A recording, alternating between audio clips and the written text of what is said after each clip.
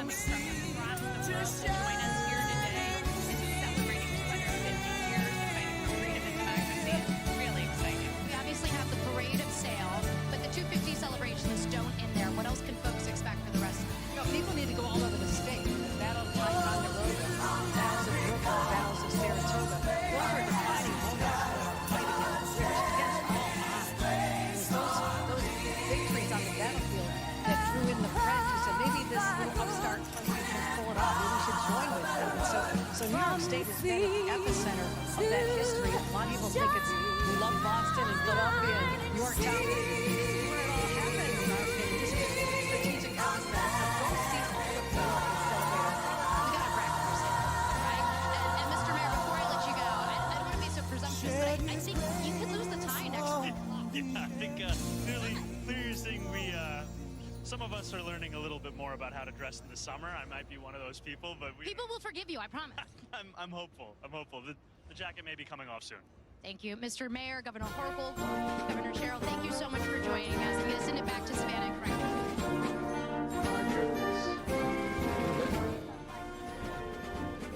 Flags and the Capitan from Uruguay honked its horn. Yes, thank you, Capitan. Modern communication. As we head to break here, check out this breathtaking view from our camera at the NYC over Hudson Yards on the west side. We're back in a moment with more Sail Forth 250.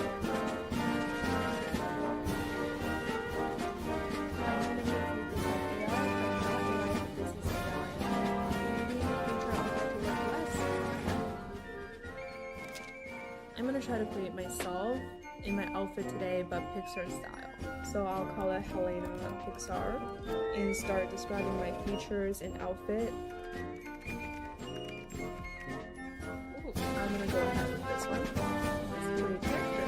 And now it's done. Let's see how it turned out.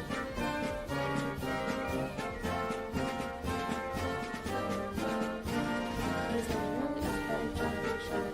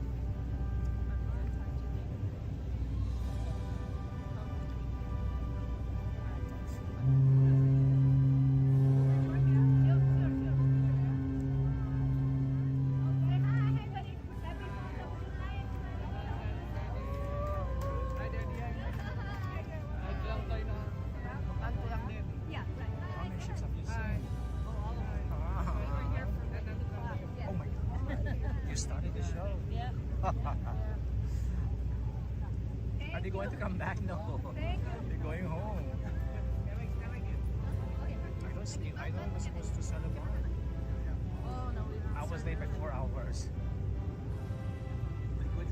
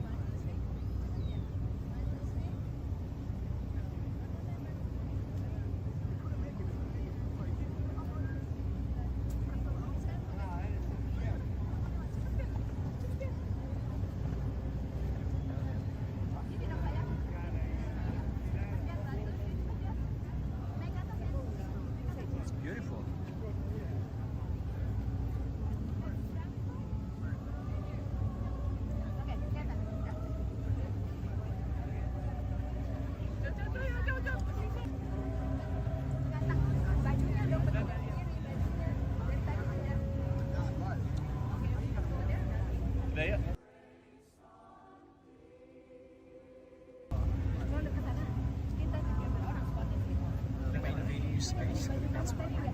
Kailangan dahil pa dito masalah.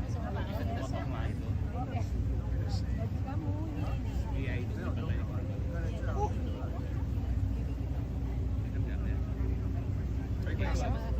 Iya malah bagus. So cool over here.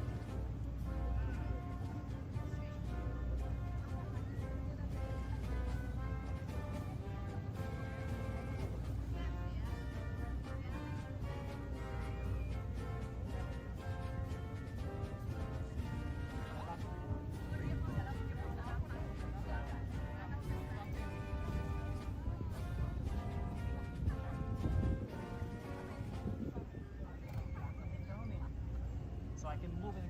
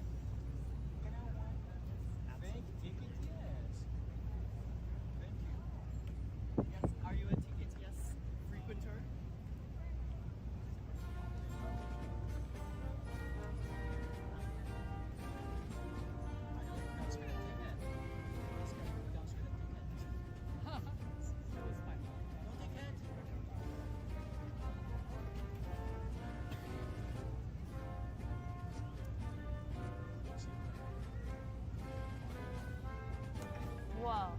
What's that? I just built a budgeting app in Base 44. Guys, Nina just built an app. Impossible. Nina can't code. Interesting.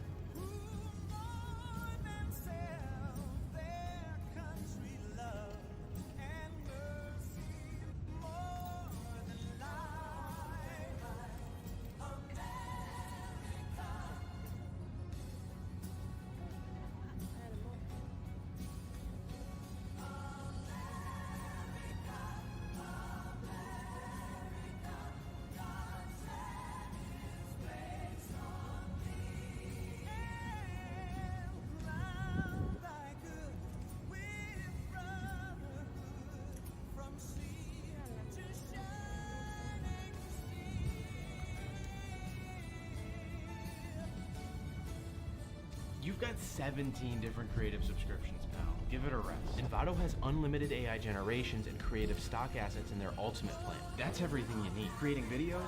Awesome. You can build your story by combining stock photos and animating them with generative AI, fill in some shots with Envato's stock footage, then sound design the whole thing with their music and sound effects. If you're a designer, you can mock up your ideas instantly with image gen, then complete your design with millions of graphic assets, 3D models, fonts, and more. Whether you're making ads, music videos, social media posts, or heck, even t-shirts, it's all here. And did I mention on the ultimate plan, it's unlimited. Subscribe now.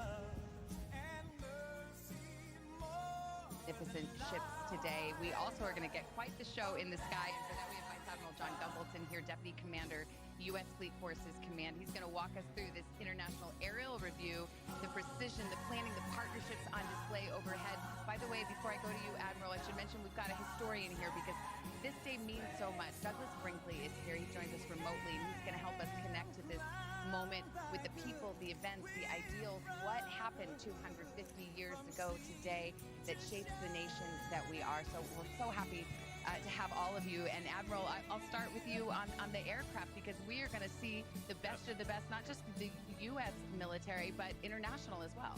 Yeah, we're going to see almost 200 different aircraft, with Navy, Air Force, all our U.S. flying teams, but also with our allies and partners, over 57 aircraft from allies and partners. And I think it just represents the strength of air power complementary to sea power.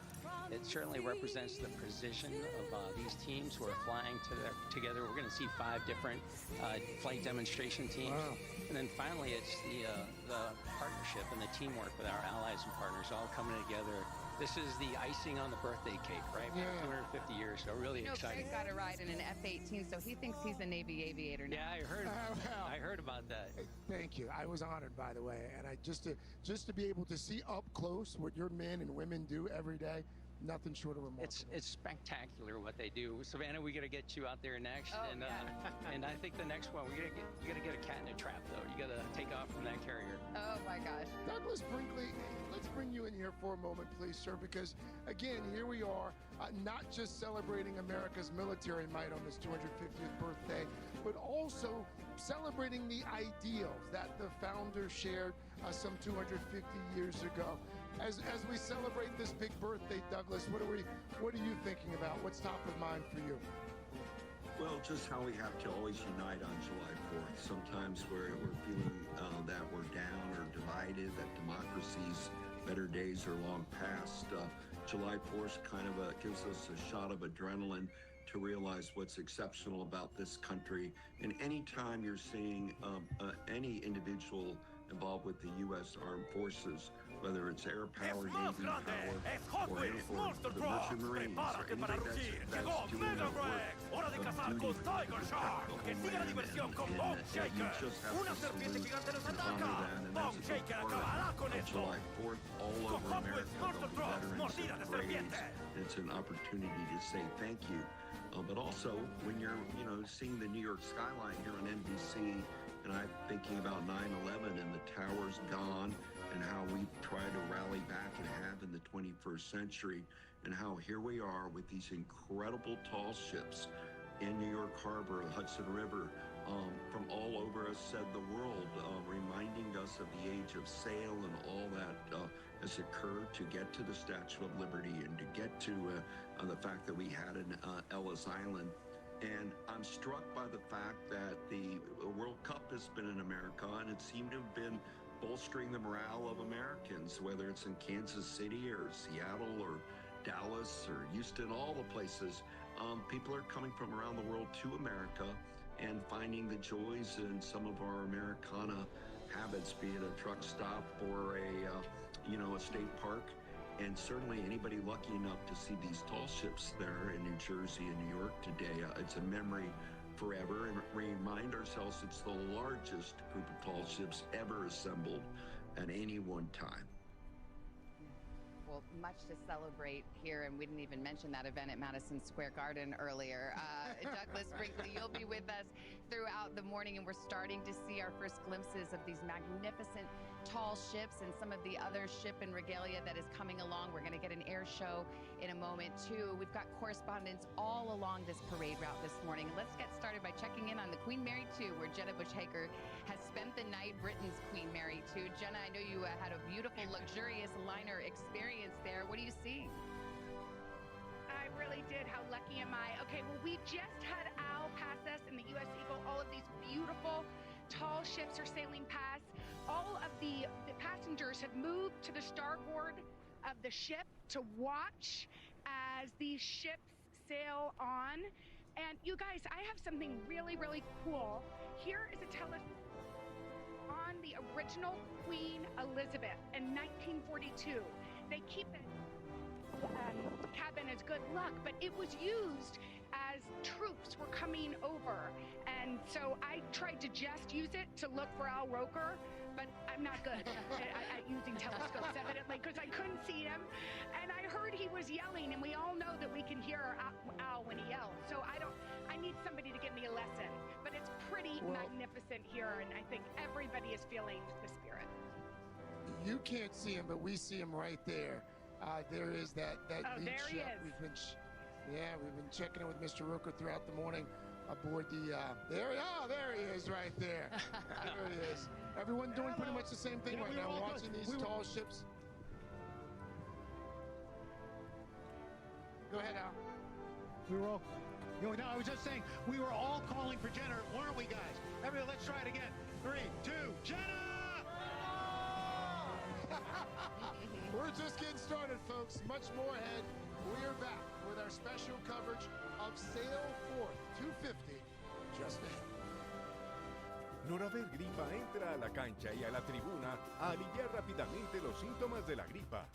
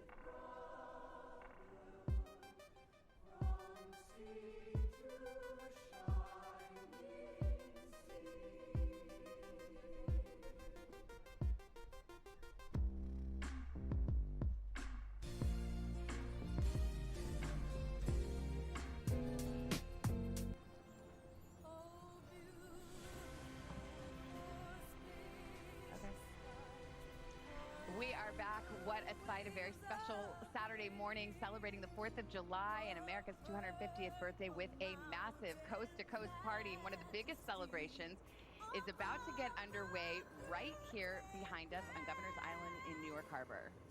The parade of tall ships making its way into New York Harbor. We see the wedge, as it's called there, followed closely by the ship that we've been tracking all morning with Al, the Coast Guard ship, the Eagle. And not far from that, Kelly O'Donnell. Yeah, we've got an international naval review of military ships from around the world as well. That's the Eagle, which leads off. That's America's tall ship and will lead our parade. But we have Kelly O'Donnell on the USS Kearsarge, which is docked just to the south of us here on Governor's Island. The Vice President, J.D. Vance, just arrived on board. Kelly, good morning. What do you see? Good morning. The Vice President walked by just a few moments ago. You may be able to see he's on the raised podium there, along with dignitaries, the Chief Operations Officer for the Navy, and others are here. And my bird's eye view of Al, if I go right here, I'm waving to you, Al. I hope you see us. That gives you a sense of the proximity we have here. The Vice President was also part of a re-enlistment service here. The Navy top officials that I've spoken to here have been very proud of the fact they brought more people in to serve the nation and to serve in the Navy. So that's something they wanted to tout, and the Vice President helped with that before he's expected to make remarks here today, but also to have a view of all of this splendor from the air and the sea and all of the assembled vessels that give us a note of history and those that are very much a part of the modern military moment. That's certainly what the Kearsarge is about as well. We expect also to have a number of dignitaries from various nations that are here. We have seen them coming in representing the nations that are part of this international review. A show of respect, a sign of the effort that those nations have put together to be here, to travel the distance, to move not only the vessels but the people to honor and acknowledge the birth of the United States. So part of what they've told us here is that it's taken 2 years of planning to put all of this together, even beyond that for some elements, but it's really getting underway now. We've had an amazing view here, and we'll be watching it all unfold from what's known as the official floating reviewing stand here on the Kearsarge. Savannah, Craig?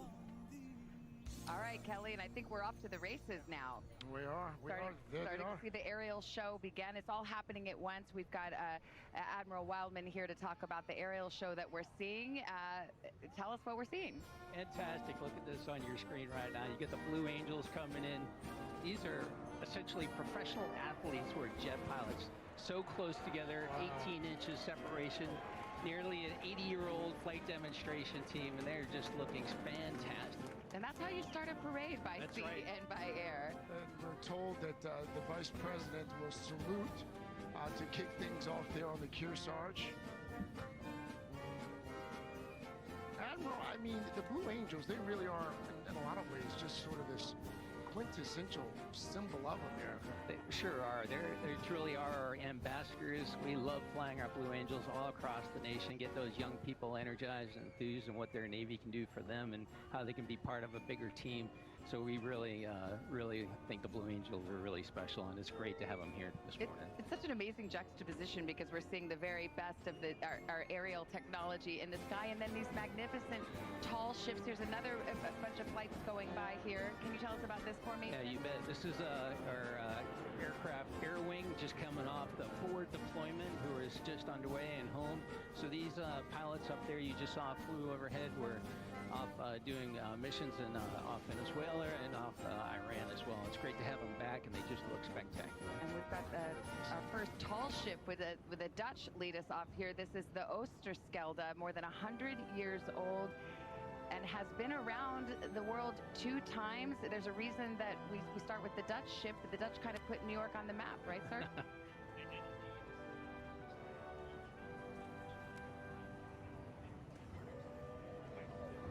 Which is, back in the 1600s, and they were the first here on Manhattan. Yeah. And so therefore we are celebrating them with a topsail schooner right there, 100-year-old beauty from New Amsterdam, from Holland. One of a handful of ships that we are going to see throughout the morning and afternoon that's more than a century old, we should point out. Before that, Admiral, they're red, white, and blue. Those are not our planes. No, that's the French Air Force and their demonstration team, and what a great historical reference. If the Dutch brought us to New York City, clearly these allies here helped us in the Revolutionary War, and it's great to have the French demonstration team looking great. The French were our first friends. That's right. Our first friends. And their acrobatic team is quite storied as well. And we see the Oosterschelde. When you think about the Dutch being here and where we're sitting right now, this was Dutch territory when the Dutch discovered, of course, the Lenape Indians originally, the original Americans who were on this land. But it's amazing to think about what this space, what this would have been like 250 years ago. Talking about one of the most important bodies of water in the world in terms of the internationalism, the globalization of the world here. The Dutch give it over to the English, of course, in the 1660s, and that begins New York as opposed to New Amsterdam. And all of these various stages of history are being referred to in these early parts of the parade. This beautiful ship is, there's going to be a lot of terminology, and we'll steer clear of the tough stuff, but this is interesting. This is fore and aft rigging, combined with a topsail schooner. You'll see other ships, including the next one, which is the Eagle, have an entirely different what's called a sail plan. It's really fascinating to get into this nautical stuff and understand what makes these ships move. And Don, you were on the Eagle this week, right? Boy, was I ever. I spent 5 days in the VIP berth. It was incredible. Oh, that's fantastic. It was a beautiful experience. To see these guys, look at that. The U.S. Coast Guard, I want to shout out to my friends on board there. You have to understand, we're looking at these ships, but we're also looking at the cadets and the officers that are on board these things. These guys have been preparing for this for weeks. And they have been polishing these ships up. Well, I know you love all your tall ships equally, but I see you have a soft spot for the Eagle since you spent the night there. They're, of course, the Dutch ship, the Oosterschelde. So it's been fun to learn a little bit of maritime history. It's amazing. I mean, there's a ship that's done a polar expedition. Right. Exactly. All these ships have amazing backstories. There's a family reunion happening in this parade, and that is to say, the Eagle is one of a bunch of ships that were created in the same time period in Germany in the 30s. They are the Gorschfalk, the Meersche, the Sagres, and the Eagle. Those are 4 of the 5 that were planted back in the 30s. And after World War II, we took this ship as our reparations, and then the other ships went to other.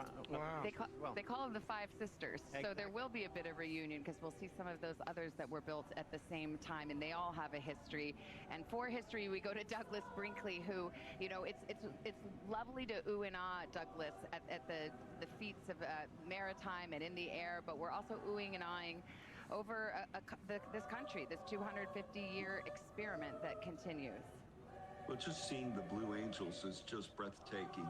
You know, they really were created in 1946, right after World War II. And during World War II, it was Army Air Corps. But we had to create an Air Force, and Harry Truman did that. Of course, we're proud of that 1940s Stuart Symington, our first Secretary of the Air Force. But they've been flying and flying the Blue Angels, and it's been estimated that about 550 million people have watched their aerial demonstrations, which is just always jaw-dropping when you capture them up close and see them, and it's become almost a recruitment vehicle for the Air Force, as much as a Tom Cruise movie would be for Maverick or something, or Top Gun. People look at that and say, wow, I would love to fly one of those planes. It was great to see the French aerial demonstration there too, reminding us of what dear and close ally France has been forever, and the Dutch are our first original ally and friend. So it was smart to be starting with France and the Netherlands. Douglas, stand by for us for just a moment here. I want to bring the Admiral back in. We just saw, a few moments ago, another aircraft. There it is. Yeah, we sure did. That's a V-22 from our United States Marine Corps. Truly a workhorse for our Marines, and how they deliver the goods and the troops and moving kit around the battle space. They are a game changer. That's it. Lands like a helicopter and flies like a plane. So this international air review that we're seeing, it's coming in multiple waves. That's right.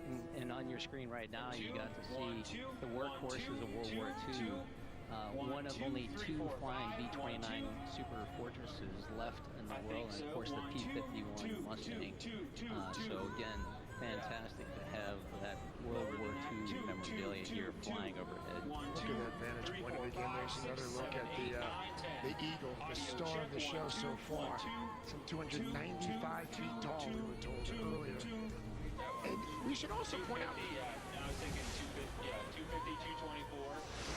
Down just a little bit. 1, 2, 2. There you go. Wow. Well, it needs an introduction. It's a very tall ship. Hello. 239 crew members, as I mentioned there, 295 feet tall. And there it is, coming in right behind us. 6, 7, 8, 9, 10. So every cadet in the United States Coast Guard starts on that ship, and it's just a great way to begin your service, to understand heritage, what the Coast Guard's about, and just the maritime service. The crew sent you a card. Say hi. Wow, that's beautiful. Oh my gosh. That's awesome. We have to, I mean, I don't know. This is pretty cool. As we feast our eyes on the Eagle here, the Eagle has landed. Al Roker is there. It's just been absolutely beautiful. The Eagle has hosted Presidents Kennedy, Nixon, Truman. It's right behind us here. Oh, I'm going to show my card. Thank you so much, John. And we got Al. Waving at you. How's it going? You see us? Oh, I see you guys. I see you, and I tell you, this has been just the most spectacular morning. As you heard, this ship was built in 1936. It was taken as part of war reparations, and as you said, this is a learning ship. All of these cadets come through here. Our captain, Captain Hensley, he was on this ship as a cadet 26 years ago, and every one of these Coast Guardies, these coasties come through, and they are proud of what they do, aren't you guys? So this is not just for show. This is for real, where they learn. In fact, the Coast Guard motto is Semper Paratus, which is always be ready, always prepared. They also said their secondary slogan is Semper Gumby, be flexible. So, they've got it all here. Is that the Latin, Al? John, we talked about your exactly. Yes, okay. It's right behind us. It's incredible to see this ship, again, World War II era, and the U.S. took it as war reparations. So it's got this history, but to Al's point, these are working ships. It's just history. These are working ships. These are very, very important ships to foreign navies. Ours is for the U.S. Coast Guard. And before you spend one day with these guys, you see how hard they work. And the work is about building leadership. Nothing builds teams better than driving a tall ship. You know, these square sails are tough to put up, tough to douse. The big schooners as well. It all builds teamwork. It all builds a resilience and a determination. My brother-in-law, my wife's brother, Andrew Zarniak, commander of the U.S. Coast Guard. I chatted with him yesterday about his 6 months that he spent aboard the ship that we're seeing right now, and he still talks very fondly about not just the training, not just the research that's conducted for new coasters, but the brotherhood, the fellowship. Every day you're spending on there, you're really learning something new, and that tends to bond people together. And understand it's a cycle. There's people coming and going every time. You know, these are on a schedule.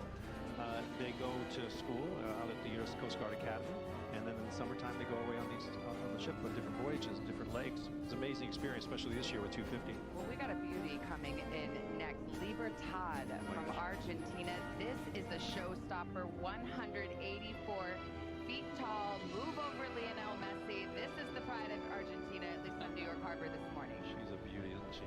She was built in the 50s during the period of Evita, the Peronist period. And she gets her moment in the graphic glory as well. There she is. This is one of the larger boats we'll see today. Sure is. She's 340 feet long, length 301. She's probably with the spar. It's extra, and that's bigger than Eagle for sure. But I want to point out, these masts can be as high as 14, 15, 16 feet, 16-story buildings. Outstanding, you know, the experience to get on top of one of these things. We talked earlier about how these ships aren't just working ships, not just military vessels, but also they are ambassadors of sorts themselves. Since her maiden voyage, she's covered more than 800,000 nautical miles, visited about 500 ports, and get this, more than 60 countries as well. Yes. We're starting to see the air show that's accompanying this as well. Admiral, what can you tell us? Yeah, that's right. You just saw the carrier on board delivery, and so that's the cargo aircraft from the Navy, and that was always good news for sailors because that meant mail was coming. And so you got to see that, and then of course we just had a couple of C-130Js from our United States Marine Corps, and they do all the logistics, transportation for them. Just excellent looking aircraft. It's really a feast for the eyes, the ears. It's, I mean, almost too much to look at right now. I feel I just keep staring around at everybody. It's unbelievable. That's the Libertad out there. You can see how big she is. Unbelievable. You know, understand these guys are up on those masts. They are having the time of their lives. They've been working so hard, polishing the brass.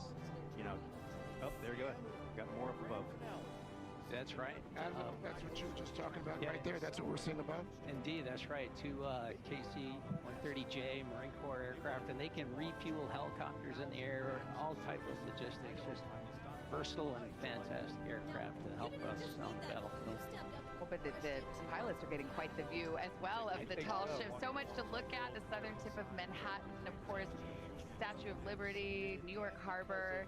Imagine these sailors from Argentina, what must be going through their minds as they are perched atop the mast of the pride of their nation. La Dama Bianca, that's what she's called, the white lady. La Dama Bianca? Yeah. Blanca. La Dama Blanca. Dama Blanca. Yeah, that's 2 years of college Spanish right there. Well, I can tell you there was no lack of volunteers seeing people who want to fly over New York City for the 250. Oh, she's, yeah. Beautiful. So many of these ships that we are going to see throughout the morning and afternoon. So many of them speak to the relationship between the United States and some of these particular countries over the last 250 years. You know, you mentioned I stayed on the Eagle. I was amidst the anchorage out there. You know, all those different vessels that came to rest up there. It was a UN gathering. You know, the captains do this thing of they trade caps to each other. So when I took the launch in from the Eagle, we stopped off at the Dominican Republic vessel because the captain of the DR wanted to give the captain of that launch his cap. It goes back and forth. It's very sweet, very heartening to see. Admiral, as the flyover continues, what can you tell us about these helicopters? Yeah, you bet. This one's kind of special to me. This is my old platform, the MH-60 Romeo. Think all things anti-ship and anti-submarine warfare. They can go out and find submarines under the sea and also protect the carrier from any type of small ships that get too close. And they've been quite busy in the Red Sea and the North Arabian Sea. And just right behind them, you see where every student helicopter pilot starts. So these are the T-73s, and think glass cockpit and just world-class training for our young naval aviators. And this also includes Navy, Marine Corps, and all Coast Guard aviators start right there with that helicopter. Happy birthday. And that is Esmeralda, is it not, Don? La Dama Blanca, the white lady, built in 1946. It's a floating embassy for the nation of Chile. It is indeed. And this is your first nautical lesson. So we just saw a bark. That's the Eagle. Well, we're going to get our graphics here.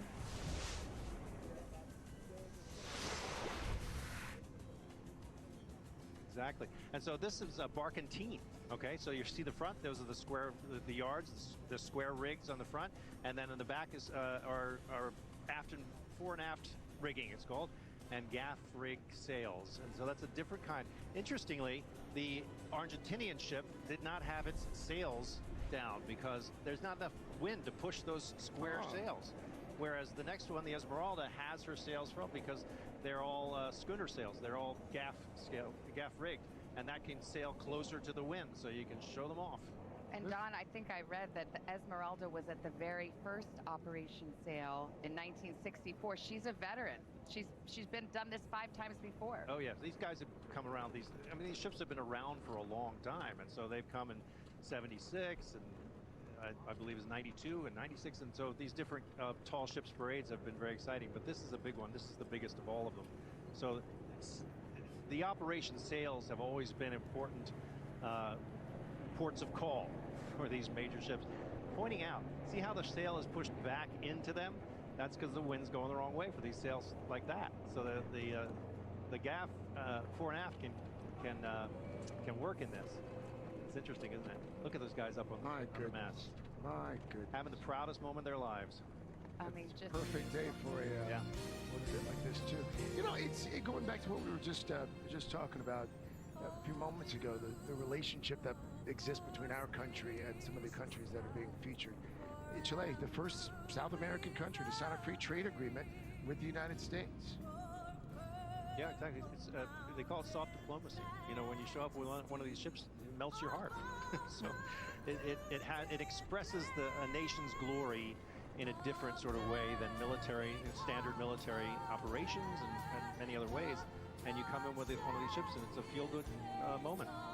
By the way, this is not the only Chilean ship named Esmeralda. Apparently, that's a favored name. This is the 6th, but this has got to be the prettiest. This was a big war win.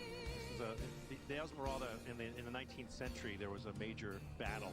I'm scanning my notes for the name of it, but as a result of this ship that was in there, that at that time. They have renamed their tall ship, the Esmeralda, ever since. It means emerald in Spanish. And so there you are, the sixth one of these Esmeraldas, these emeralds. She's a beauty by any name, that's for sure. We are just getting started on this epic parade of sail and show in the air for the nation's 250th birthday. Much more to come from New York Harbor live. We're back right after this.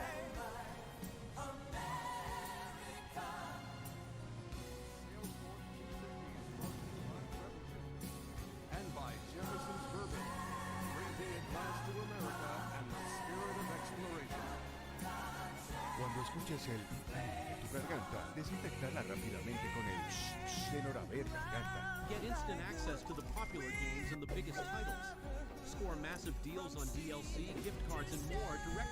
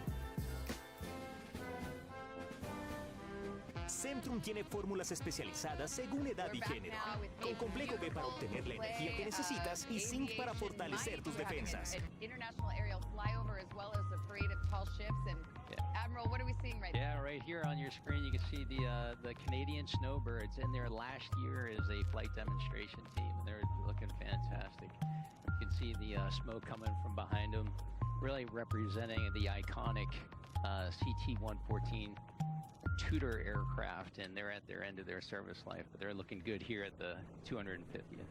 Admiral, earlier when we saw the flyover, we saw those French planes trailing red, white, and blue in honor of our big day. You would think that the Blue Angels would have given us the red, white, and blue, but I was told earlier that's not possible. They can't. The Blue Angels can't.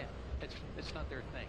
We don't have our own white smoke, and we're pretty proud of it. Plane follow, that was nice. But I would rack and stack our Blue Angels against them. They're all professionals, of course, but we really like our Blue Angels. Well, we've got a new ship here now sailing, Colombia's Gloria. This is the Gloria that we are seeing come up behind us right now. What can you tell us about this Columbia? Well, there's a really fun fact. You see how they're all lined up on their guards up there, all these cadets. They are very famous for coming into harbors and singing their national anthem together from those perches. And they arrive and they leap into song. That's what it's named after. The Gloria is named after their, it refers to their national anthem. So at some point, those guys are going to start singing. We're quiet, but we do see their lips moving, but we'll keep our ears peeled. Again, it just tickles you to think about the sight that they're seeing as they enter New York Harbor. We just got another plane flying overhead too, so this is really just a lot to absorb. It is a lot of stuff going on at the same time. It shows you how many people are on those boats, those cadets. No, of course. Yeah, and there you see flying overhead a couple of E-2 Charlies, and here's the Navy's trainer jet aircraft. So every future F-18 and F-35 pilot, that's where they begin their journey. So all F-16, F-18 pilots, they start in those jets. All the Navy ones, so Air Force is an F-16 platform, but we'd let them fly with us too if they wanted I to. saw a seagull fly by, and I know that seagull's feeling slightly inadequate. When you look at what we are seeing, and that's beautiful Colombia. Gloria and her sister, by the way, is coming up from Ecuador. I'd love to hear about the genealogy and the ancestry DNA of these ships, as a lot of them were built at the same time in the same shipyards and then different countries. Well, A lot of them have a lot of history. And the key is the shipyards. There's only so many places in the world that can build ships this size. And another flyover as well there, Admiral. I missed that one. Yeah, we're looking forward to see on the television screen. Oh, the mighty Air Force Warthogs, perennial aircraft and flying for years with us. So true capability on the battlefield. You just saw the E-2 Deltas, and they're the quarterbacks in the sky that run the fight. These are the battlefield managers, if you will, from the sky. One of the things that folks at home probably can't appreciate because of just the uniqueness of our vantage point, how close some of these aircraft seem to fly in formation. Yeah, you bet. So, you know, when you're flying formation, you know, in a loose trail, you might want to, I started talking with my hands luckily, I'm not on TV. But, so, you know, you're going to be, you know, jets get real close, and, you know, it could be like 20 feet. The Blue Angel's 18 inches, but normally in tactical combat operations, you're not getting that close. Well, we're looking at Gloria of Colombia, and I love the story about her name. She was the wife of the defense minister, and she apparently really pushed for its construction, so I think she got a big thank you by getting to christen the ship. Certainly did. As you said before, she's related to the in this parade to the Guayas, which is coming up after it, and that's from Ecuador. Built in Spain, in Bilbao, in the 1960s, mid-1960s. There are 4 similar vessels to her, and all those big Latin American vessels are all built in Spain. It speaks to the you know, the tradition of Spanish shipping and shipbuilding. Okay, John, are dumb questions allowed this morning? We have a crew of 154 people. Can they all sleep on that? They sure ship? can. I mean, they're split up. You got the quarterdeck is to the stern, and that's where you're seeing the officers' quarters. They call it O Country. And if the folks on Gloria right now, if they were to look above them right now, Admiral, what do they see? Yeah, they're looking at a C-17 Global Master. So that is the big wing Air Force plane that brings logistics all over the world for the Navy, Air Force, and the Joint Force to do combat operations. They are the workhorse of the Joint Force. They do, your question, Savannah, they do separate, you know, the cadets are separated from the officers. You go down to the cadets, some of these still are sleeping, some of these ships still are sleeping on hammocks. Oh, wow. Yeah, and on your screen right now is you see what I believe is a Spanish Airbus. They use that as a refueling aircraft. They are. It's just so cool right now, the juxtaposition of all of these tall foreign ships with American aircraft oftentimes flying right above them. I have to say, I think I hear music coming from Gloria right now. I don't know if it's the anthem or they're just got their favorite radio station on. I believe it is the anthem. And overhead, we see some jets starting to get the need for speed here. Yeah, I think what we got here is a couple of German Eurofighter Typhoons. So their contribution to tactical jet aviation, they've been just great NATO partners for so long. These ships are about 1,000 yards spaced. In between those on shore are watching the Class B ships go by. Those are the smaller ships that are flanking them. Yeah, most of those are from America. Things like just famous ships like the Adirondack. Amazing ships. Tabor Boy. Celebrate our These are nation's famous ships in the world. 250th anniversary, 250 years of freedom. My name's Rob Lowe from Aledo, Texas. I am the voice of the Air Dot Show. Around this area over the next several days, so if you're in the area or you feel like buying an airline ticket to get to this area, you can see these for yourself. Well, that's going to be a cool vantage point on George Washington Bridge, because these tugs come in and they push and they pivot them around and they head back down the river. Today's event, based on installation all across our country. Now sit back and enjoy. You're in for a real treat as we celebrate celebrate the greatest air show, celebrating 250 years of freedom and liberty on the greatest nation on Earth. And now, ladies and gentlemen, our next event is approaching our Washington downtown area on the mall, coming over from the west. This is our United States Coast Guard helicopter review. This was 2 years ago. The MH-60T Jayhawk from Coast Guard Air Station St. Pete, Clearwater, Florida. The MH-65E Dolphin from the National Capital Region Air Defense Facility supporting NORAD. And the MH-65E Dolphin from Coast Guard Air Station Elizabeth City, North Carolina.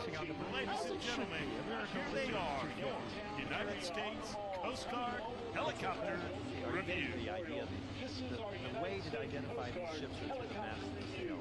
Each one of them has a unique profile. What's coming up? One. This is the one Bautista Cambioso. This is from the Dominican Republic. Now she is a barking. Barking is the square ring in the front, right? The foremast is a square ring, you see the yarn up front, and the rest of it, though, is a schooner. So you've got, it's often called a bark schooner. Those, the mainmast and the mizzen are fore and aft rigged.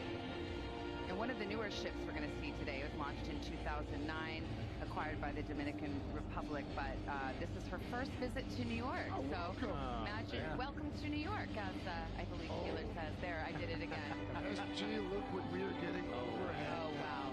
So here is the bomber force of the United States Air Force. So 3 aircraft. You see the B-2 up front, the B-1 to the left. Well, ladies and gentlemen, these wonderful United States Coast Guard helicopters are used for search and rescue, medical evacuation, and support law enforcement operations.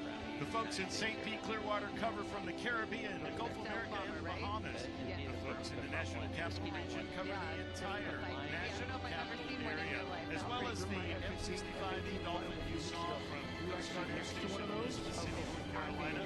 They cover everything from Greenland to the Azores and the Caribbean. Ladies and gentlemen, our warfighters and our coasties defending our freedoms every day. The newer ship that we're going to see today is coming right behind us pretty soon here. Pretty ship, 108 feet tall. It's one of the smaller ones with 54 crew members, Don. Yeah, she's only 100 feet. Interesting story behind her. She was originally built in Bulgaria.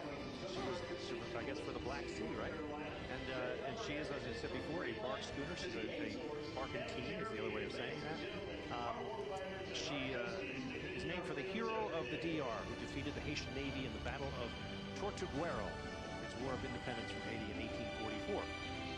Very historic for these folks. I was mentioning yesterday that we rolled up next to that in the launch that I was taking from the Eagle, and it was very sweet. All those guys coming to the side to say hi to their fellow countrymen who was driving our boat. Sarah, you just mentioned that this is her maiden voyage to the Big Apple. She picked a great time to come. Not just America's birthday. She had Taylor and Travis's wedding last night. The World Cup. The World Cup is here. The Nixon 5.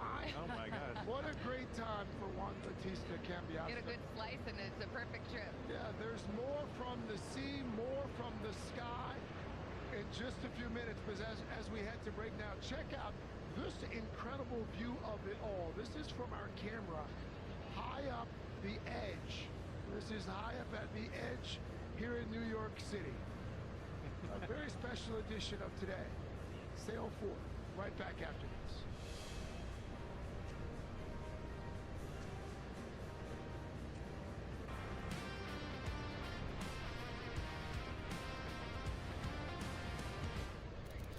¿Quieres que te diga la verdad? No estás perdida, estás en pausa. Y confundimos la pausa con el final. No tengo energía, no es el momento. Yo pensé que este iba a ser mi año. Las excusas también se cansan de repetir. Querida yo del futuro, lo creas o no, existen miles de versiones de la que se queda pensando, la que sobrevive, la que se rompe, la que se despega. Todas existen. La diferencia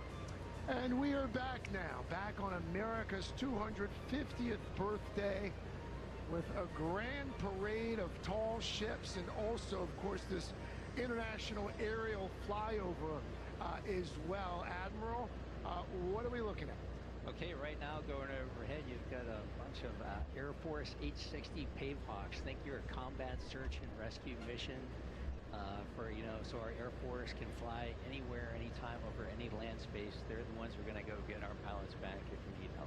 Admiral, this is so impressive. This is like a pop quiz on every national and international aircraft, and you're doing great so far. Well, luckily, we all fly the same helicopters. They're just made for different missions and stuff, so I get a built-in cheat sheet, maybe. Well, it's absolutely beautiful. Picture-perfect day over southern tip of Manhattan as we sit here on Governor's Island, right off the tip of Manhattan, and of course reflecting on America's 250th birthday, the Declaration of Independence signed in 1776 on this day. And what do we see now, Admiral? Okay, looking overhead here, we got the United Arab Emirates flight demonstration team, and they're flying the smoke of the red, white, and blue in honor of the nation's 250th, and looking quite professional going by. Wow. That is just beautiful. Yeah, their Air Force is looking good there. Red, white, and blue right above Lady Liberty. It's just... As Craig was mentioning before, I mean, the formations are so tight when you're thinking about 5, 6 aircraft in that close quarters, and how they managed to pull that off is just incredible. The talent of these pilots. They truly are like a professional sports team. The way they prepare, brief, rehearse, and then perform the mission is equitable to like a pro sports team. They are that good. Right there. The beautiful trail of red, white, and blue that the Chets left, and of course it's like the new and old, and then this magnificent tall ship as well. There you go. I think that's why we all got up this morning. Yeah, there's another shot of the UAE going by. When we were on the Eagle down in Baltimore, these guys were working out the Blue Angels over us, doing practice maneuvers. Yeah, and so that's a great point, is before any air show, this is a flyby, but an air show, they're going to rehearse it 2 or 3 times. Well, ladies and gentlemen, welcome back to Salute to America 250. We're excited to have you with us here this afternoon. Making their way in next is the United States Coast Guard Fixed Wing Review. You got to see our U.S. Air Force F-22 to F-16 This aircraft comes from the Aviation Training Center in Mobile, Alabama. Also in the flight is the C-130, the HC-130 Coast Guard Aviation Station, Elizabeth City, North Carolina, and the CJ-27 James Martin from Coast Guard Air Station, St. Pete, Clearwater, Florida. As they pass directly overhead, ladies and gentlemen, notice the amazing formation flight here of these 3 beautiful aircraft that support search and rescue, homeland security, and environmental protection for all of us here in the United States. What a beautiful sight here over our nation's capital today. The United States Coast Guard Fixed Wing Review. Well, we've got the Goliath on top here, the Pride of Ecuador, as mentioned, sister ship to Gloria, who we saw a few moments ago. More than 350,000 miles traveled, and we've seen a couple times, we've taken some shots of what they call a figurehead at the front of the ship, and this one is special, Don, isn't it? Yeah, it's the Andean condor, which is Ecuador's national bird, is right on their coat of arms. And that's a beauty, right there. We've got an eagle in front of ours, so yeah, it's a commonly done thing. One of the largest flying birds on Earth, a wingspan of 10.5 feet. The Goliath is related, as we said, to the previous ship that had gone through. Which one was that? Gloria. Gloria, thank you. I'm paying attention to this class. It's also significant that this ship was launched the same year that America turned 200. There you go. And that's new in the tall ship business. That's amazing. See, she's steel hull.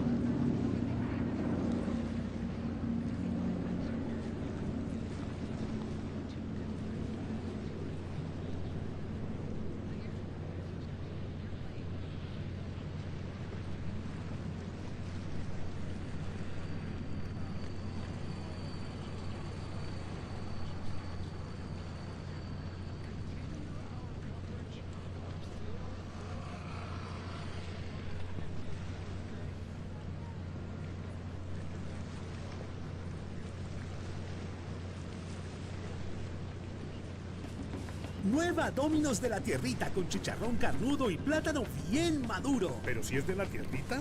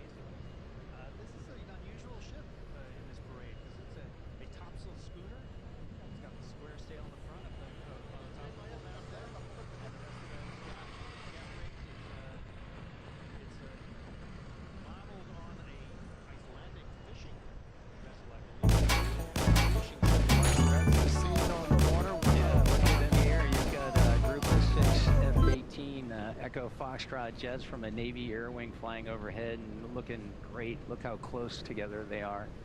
And that's not the Blue Angels, right? And you can see them with their tail hooked down as if they were going to land on an aircraft carrier. And as you got to see, just how these young people make it look easy, right? They just bring it down, and to land on that busy piece of steel is amazing. Another glimpse. The red, white, and blue. Yeah, here's our loyal United Kingdom partners here. So the Hawk 71 Red Arrows flight demonstration team coming in from the United Kingdom. So no hard feelings? None. Oh, wow. They just look fantastic. What a pretty sight. Yes. Good. Wide angle. Wow. Yeah, that might have been, I think we just saw our 5th flight demonstration team. Think about that, from all over the world coming here for the birthday. It's just a great message. Similar to the ships, these guys are that diplomacy as well. Quite the juxtaposition there. Those British jets flying over with the French ship sailing beneath. It was almost as if our ex-girlfriend flying over. And of course, the French are, at one point, our new girlfriend, if you will. Well, you know, your United States Navy, we just take so much culture and heritage from the Royal Navy and the French Navy. I mean, they're where we kind of got our roots from, and so it's just great to see, you know, both the tall ships and aviation, all the platforms here. The Belle Poule has a Liberty story to tell. When France fell in 1940, this schooner escaped across the Channel and served with the Free French the whole war. And she passes, you can see she has the Cross of Lorraine, the Free French flag. And King George VI and Queen Elizabeth in 1945 visited Belle Poule as well. So if these sails could talk, they would have quite the story to tell. It looks like they are. The wind's picking up. You can see the wind is actually filling the sails now. It's beautiful. Douglas Brinkley, it really is, it's hard to overstate the early alliance and how crucial it was between the French and the United States of America. Their independence, King George III scoffed at it and said, look, no way are these fools going to be able to create a country. There's nothing but a little insurrection going on here. But they didn't think that once France really united with the United States. People like Benjamin Franklin and Thomas Jefferson, founders, had great relationships with France. And of course, General Lafayette became a folk hero on American soil for his aid of the Continental Army during the American Revolution, and many buildings and streets, places named after Lafayette for his heroic contribution to the cause of our Declaration of Independence. The oldest ally, French military assistance, helped make the American victory possible in the American Revolution. By the way, it's sailing right by the Statue of Liberty. Oh, yeah. One of France's great gifts that was given on the occasion of the 100th anniversary of the Declaration of Independence as well. Lady Liberty about to turn 140 this year. That's right. So I guess we'll do this all 10 years from now once again. Bring back the ships. Again. There she is. Iconic. There she is. I was reading earlier this week about the symbolism, not just of the statue itself, but the 7 spires that she wears, symbolizing the 7 continents and the 7 seas. But also it was given to America as a gift just a few years after the end of slavery in this country. So at the feet of Lady Liberty, those of us who've been fortunate enough to see her up close, you'll see a broken shackle symbolizing that break between the United States and slavery in 1865. And one of the reasons they were motivated to give the gift was the 100th anniversary of the Declaration of Independence and, crucially, the abolition of slavery. Yeah. Wow, look at what's coming. What's coming, SJ? I believe we have the German ship, and now you're asking me to say it because you think we need a 7-second delay for this one? Think this is the one Hold that on. It's funnest to say. Well, it's the Gorschfach. Gorschfach. Well, yes. The German ship, and it's a beauty, and it's a big one. 293 feet long. Time for the Gorschfach's moment in the sun. There, I did it 3 times and never messed up. There are so many 10, 11, 12-year-old boys right now that are like, squirming. Mom, Dad, what is this German ship again?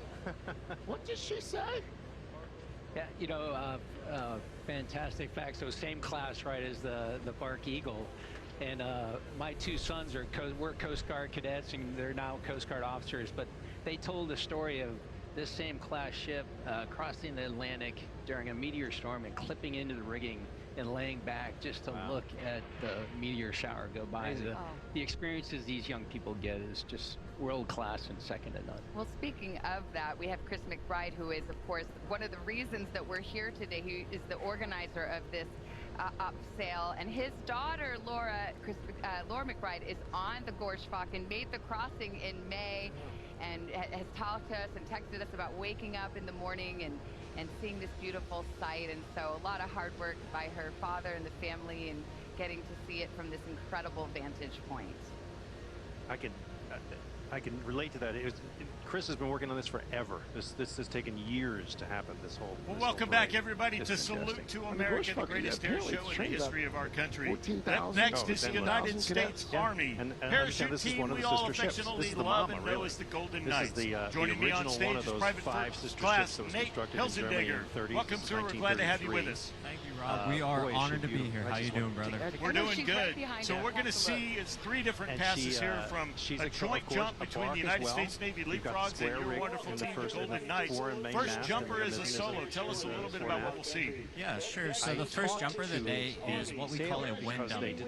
So riding up to altitude, at 2,000 feet, we throw parchment paper right over the target where we want to land. And we circle that paper the entire way until it lands and hits the ground. Then we take that distance, whatever it flew past the target, and we're going to get out that same distance upwind of the target so we can land on target for the American public. That's awesome. Well, we're excited to see that, and thank you for giving us that behind-the-scenes look at what we do at air shows. Now, we are just about 10 seconds, 15 seconds away from that first step off the back of the aircraft. Tell us a little bit about, as we look for that with the cameras, what do we see in terms of the aircraft coming out of? I know you're talking a little bit about that later. Sure, yeah. So the aircraft is going to be flying a 320-degree heading, and right now you should be able to look up and see smoke in the air as we have a Golden Knight in free fall, rapidly approaching speeds of 120 miles per hour. Right. I was here. My uncle brought my brother and I. Now, Nate, as he does that, as he's free falling, he can navigate with his arms and legs and stay in position for what you described as the target, correct? Yes, sir, exactly. So what we do, Rob, is we use the relative wind, and we use our body as flight controls. We can move left, right, forward, backwards, any orientation you can picture, that's how we can fly. Awesome. And then as he gets closer down to the ground, about what altitude will he deploy his parachute as he makes his way in? Yeah, so Sergeant Eric Garcia was the wind dummy today, and he just deployed his parachute at approximately 3,000 feet. Wow, what a beautiful sight here over the skies of our nation's capital, ladies and gentlemen. The United States Army Golden Knights with Old Glory flying on the canopy rigging of the parachute there. Nate, what a beautiful sight we've got there. I don't remember the flyovers as much. That's been really exciting. And seeing these ships, it's just gorgeous. And my brother Mark sent me the program. We have what's called a flag bag and a flag line. Well, thank you, Denise, and thank you all of y'all that are braving the 200 square foot American flag, making for a wonderful visual. Wow, that is absolutely spectacular. So how much time do you think, Nate, until we see the next pass where we'll see some more jumpers of these from the Navy? Sure, so on the next pass, you're going to see the Navy Leapfrogs, and then on the third pass will be our full demonstration from the Golden Knights Gold Demonstration Team. Perfect. So about how far out do we think the second pass is? I would say approximately 30 seconds. Okay. Well, ladies and gentlemen, let me tell you a little bit about the United States Navy Leapfrogs. They, as you look skyward, you will see jumpers exiting the aircraft shortly, thousands of feet in the air. In free fall, they will reach speeds of up to 120 miles per hour before deploying their canopies. You know, in just 2.5 months of winter training, the jumpers on the Leapfrogs accumulate over 300 jumps, each practicing the canopy formations and maneuvers you see above. If you look closely, you can see the jumpers piloting towards each other, docking and maneuvering their canopies together. This is called two-stack. It serves as the building block for all of their larger formations.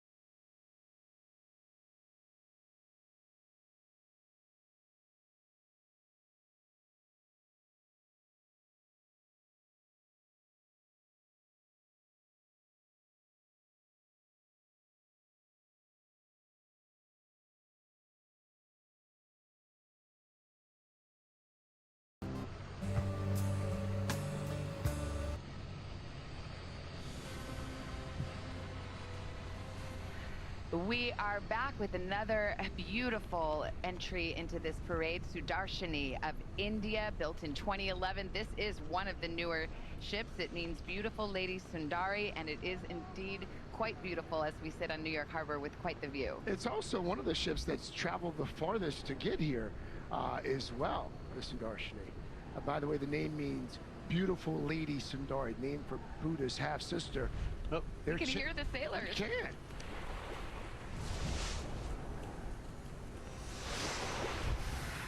It's hard to make out exactly what they are chanting or cheering, but those 84 crew members have decided to say hello. I think they're saying hi, Mom. That's right.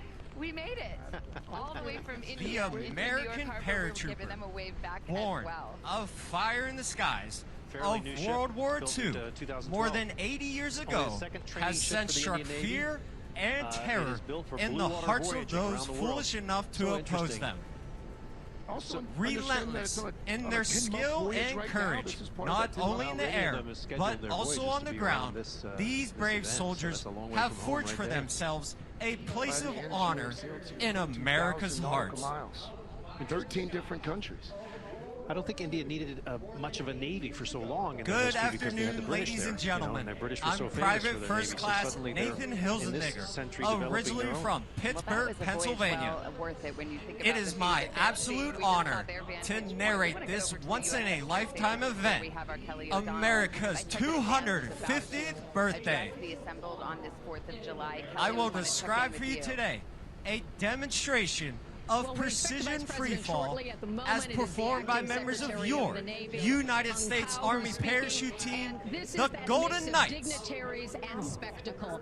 If I could just wander over here, here's a ship coming up from Peru. It gives you a sense of at this time, members of the Gold Demonstration Team are circling high overhead at an altitude of 10,000 feet. The jump master is actually looking out the left door of the aircraft. His head is outside in the wind and the cold. Through a series of hand and arm signals, the jump master is relaying heading corrections to the pilot, maneuvering the aircraft to a precise exit point for the jumpers. Watch closely as you may see the nose of the aircraft move slightly left or right. The jumpers are out and the smoke is on. We now have members of the Golden Knights rapidly approaching speeds of 120 miles per hour. The initial part of the formation is called the base, and it forms quickly as the initial jumpers fly their bodies together while interlocking their arms and legs to form the nucleus of the formation. Long day. The formation continues to fly at 120 miles per hour as the freefall photographer circles the formation. Then glide apart prior to their opening at 3,000 feet. This is our salute to all of you attending today's show. There you have the high-flying black and gold of your United States Army parachute team, the Golden Knights. This incredibly proud naval tradition as we celebrate 250 Now, as you may have guessed, of American these jumpers are faced with a unique situation, a traffic jam in the sky. Today, they must gain vertical separation to allow for individual approaches into the target area. We celebrate 250 years this of America. Is accomplished by pulling on the front part of the parachute and spiraling down at speeds in excess of 60 miles per hour. Could achieve by the this allows them to set up a traffic pattern just like you might see aircraft at a busy airport. All the Marines, the Coasties, and countless others from all of our forces who serve the our smoke nation trails and do so each proudly. jumper leaves in the sky are created by two M18 red smoke grenades, which emit a continuous stream of smoke for up to 90 seconds. The jumper attaches these to one foot with a specially designed bracket and then ties the activation pins to a lanyard. From other countries by around pulling the world on this lanyard, who they represent can the vessels ignite the joining smoke us in today's immediately upon exiting the aircraft or while in freefall. We have over 50 countries from all over the world who chose to send the parachutes used by the Golden Knights are flexible wing gliders. Constructed of lightweight ripstop nylon, these parachutes have an inherent forward airspeed of 22 miles per hour. To turn left, the jumper pulls down on the left steering line. To turn right, the jumper simply pulls down on the right steering line. As the jumper's near the ground, they'll pull down on both steering lines simultaneously for the safest and softest possible landing. While the Continental Congress met in Philadelphia to ratify the Declaration of Looking Independence, high overhead, you may notice what seems like parachutes tangled together, but this is actually an exciting discipline in skydiving known as canopy relative work. Thanks in part to the advanced aerodynamic design of these ram air parachutes, one jumper could fly right up to the hands of another jumper without affecting its flight characteristics. At just the right moment, the jumpers pull opposite steering lines, maneuvering their parachutes into a downplane and diving straight toward the ground at over 80 miles per hour. As they approach the ground, you may hear the command, ready, break, and the jumpers will separate for two soft stand-up landings in the target area. 80% of New York's population had emptied out in anticipation with a of the quick coming pull of a handle, Staff Sergeant Jonathan Pemberton will release the massive 5,000 square foot American flag. And would demand much of his men. To keep the flag properly oriented, a 35-pound weight is attached to the bottom, adding a total of 150 extra pounds to the jumper. And so just a few days after the Declaration of flag Independence is securely signed, fastened to the front of the jumper's harness by 4 attachment points, requiring exceptional skill to pilot both the parachute and the massive flag. That all men are created Ladies and gentlemen, this concludes our performance for the day, and on behalf of the entire team, I would like to thank each and every one of you for being such a warm and receptive airborne audience. In closing, I leave you with this final thought. In the future, may all of your days be prosperous and your nights golden. For 250 years, they have stirred our hearts and they've reminded us of who we are as a people. But to Washington soldiers, to the people to whom they were first read, think about this, they were entirely new. What has become standard American parlance, they had never heard those words before. And I think it's something striking to reflect on, that in 2026, the Declaration was written with the assumption that its audience would immediately grasp its words. Though they had never heard it, they would know exactly what it meant. It wasn't written for historians, it wasn't written for academics, it wasn't written for the generations to come. It was written for the people of this fledgling country. It was written for the soldiers who would fight to turn those words into a new system of government. As a document, it does not handhold its readers. It's citizenship at a very hard level. It does not pause to explain who this creator is.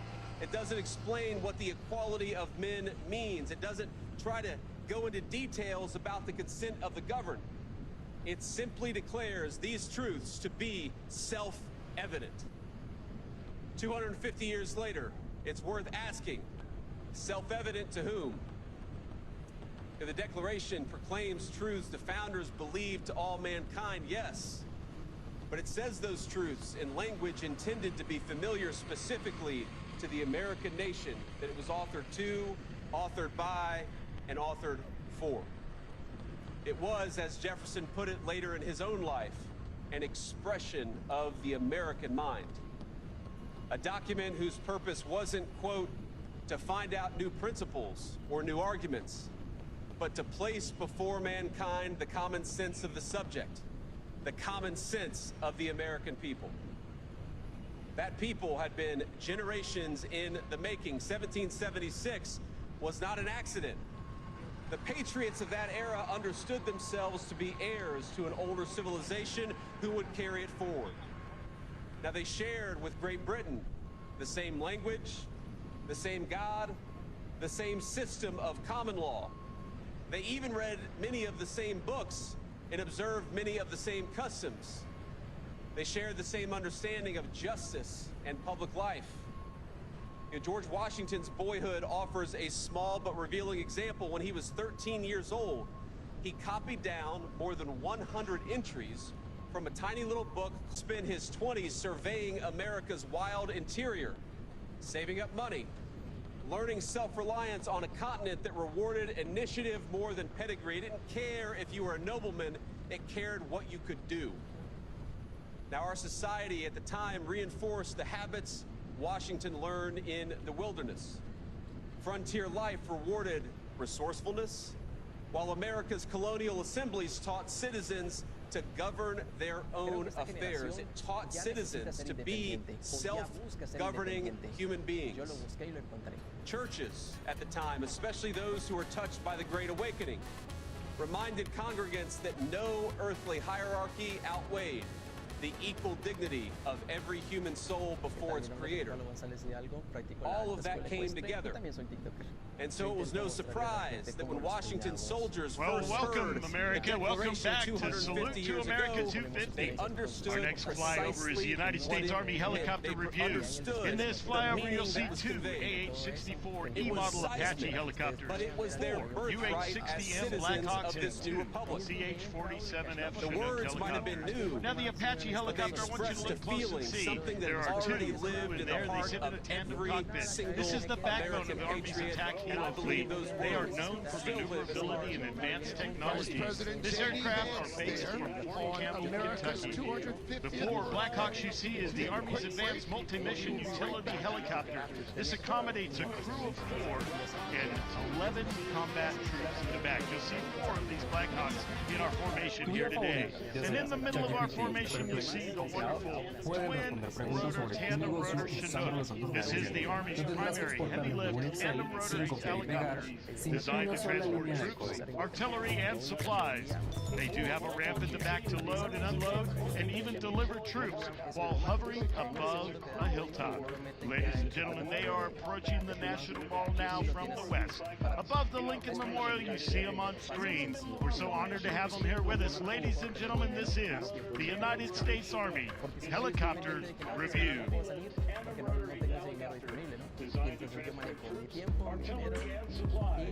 They do have a ramp in the back to load and unload, and even deliver troops while hovering above a hilltop. Ladies and gentlemen, they are approaching the National Mall now from the west. Above the Lincoln Memorial, you see them on screen. We're so honored to have them here with us. Ladies and gentlemen, this is the United States Army Helicopter Review.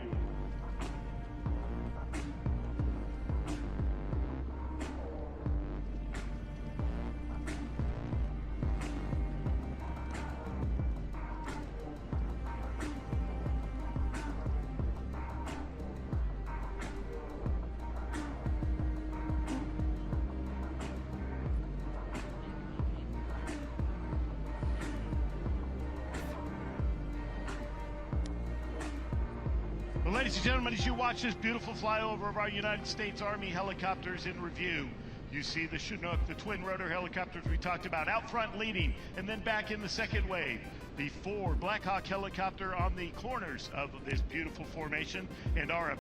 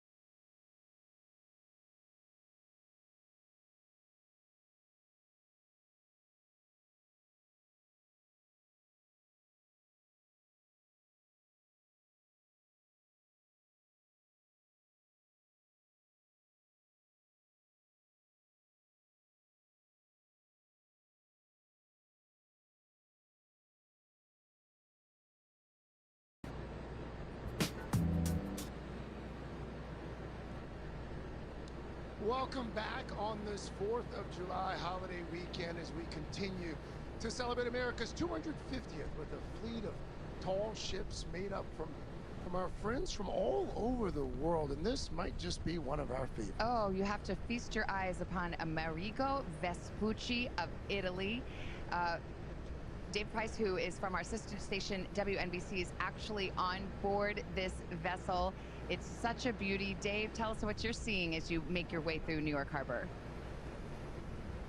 It's just amazing. Veteran and cadet alike, their eyes are glued right now on southern Manhattan. It's beautiful. And, you know, our day started early in the morning. We were thankful to the Coast Guard and to the Navy for tendering us out to this ship. But even they were stunned by how gorgeous this is. Take it back to July 12, 1962. The Mediterranean, the USS Independence, is passing by and sends a light signal to the Vespucci, and they ask them to identify themselves. The Vespucci responds with light signals. Training ship, Amerigo Vespucci, Italian Navy.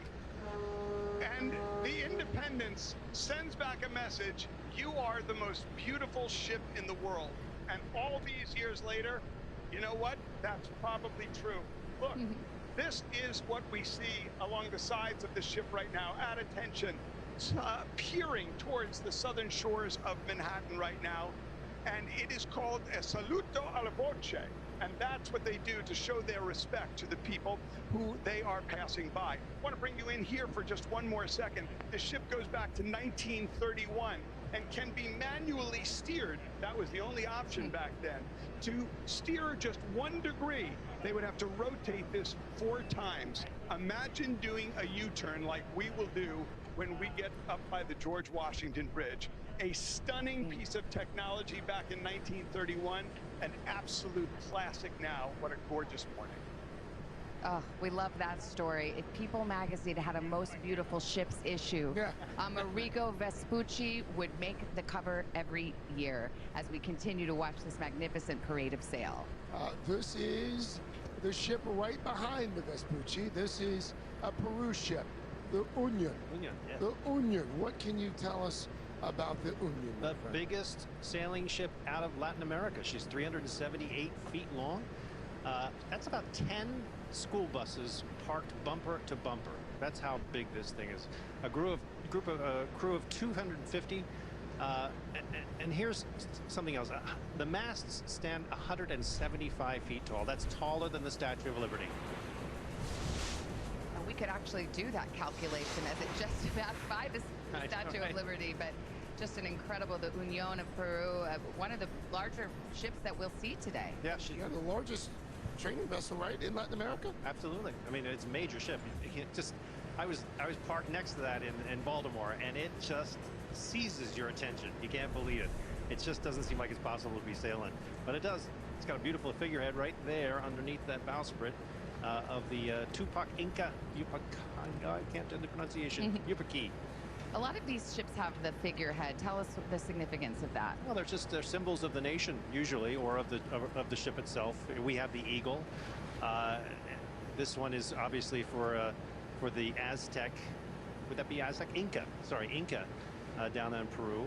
So it's a reference to the national story that they represent. These ships are, after all, ambassadors of their nations. It really has been fun also watching these crew members aboard these foreign sailing vessels appear to be having the time of their lives out there on the water. Some of them are singing their national anthem, some of them shouting. We thought it might be a hi, Mom.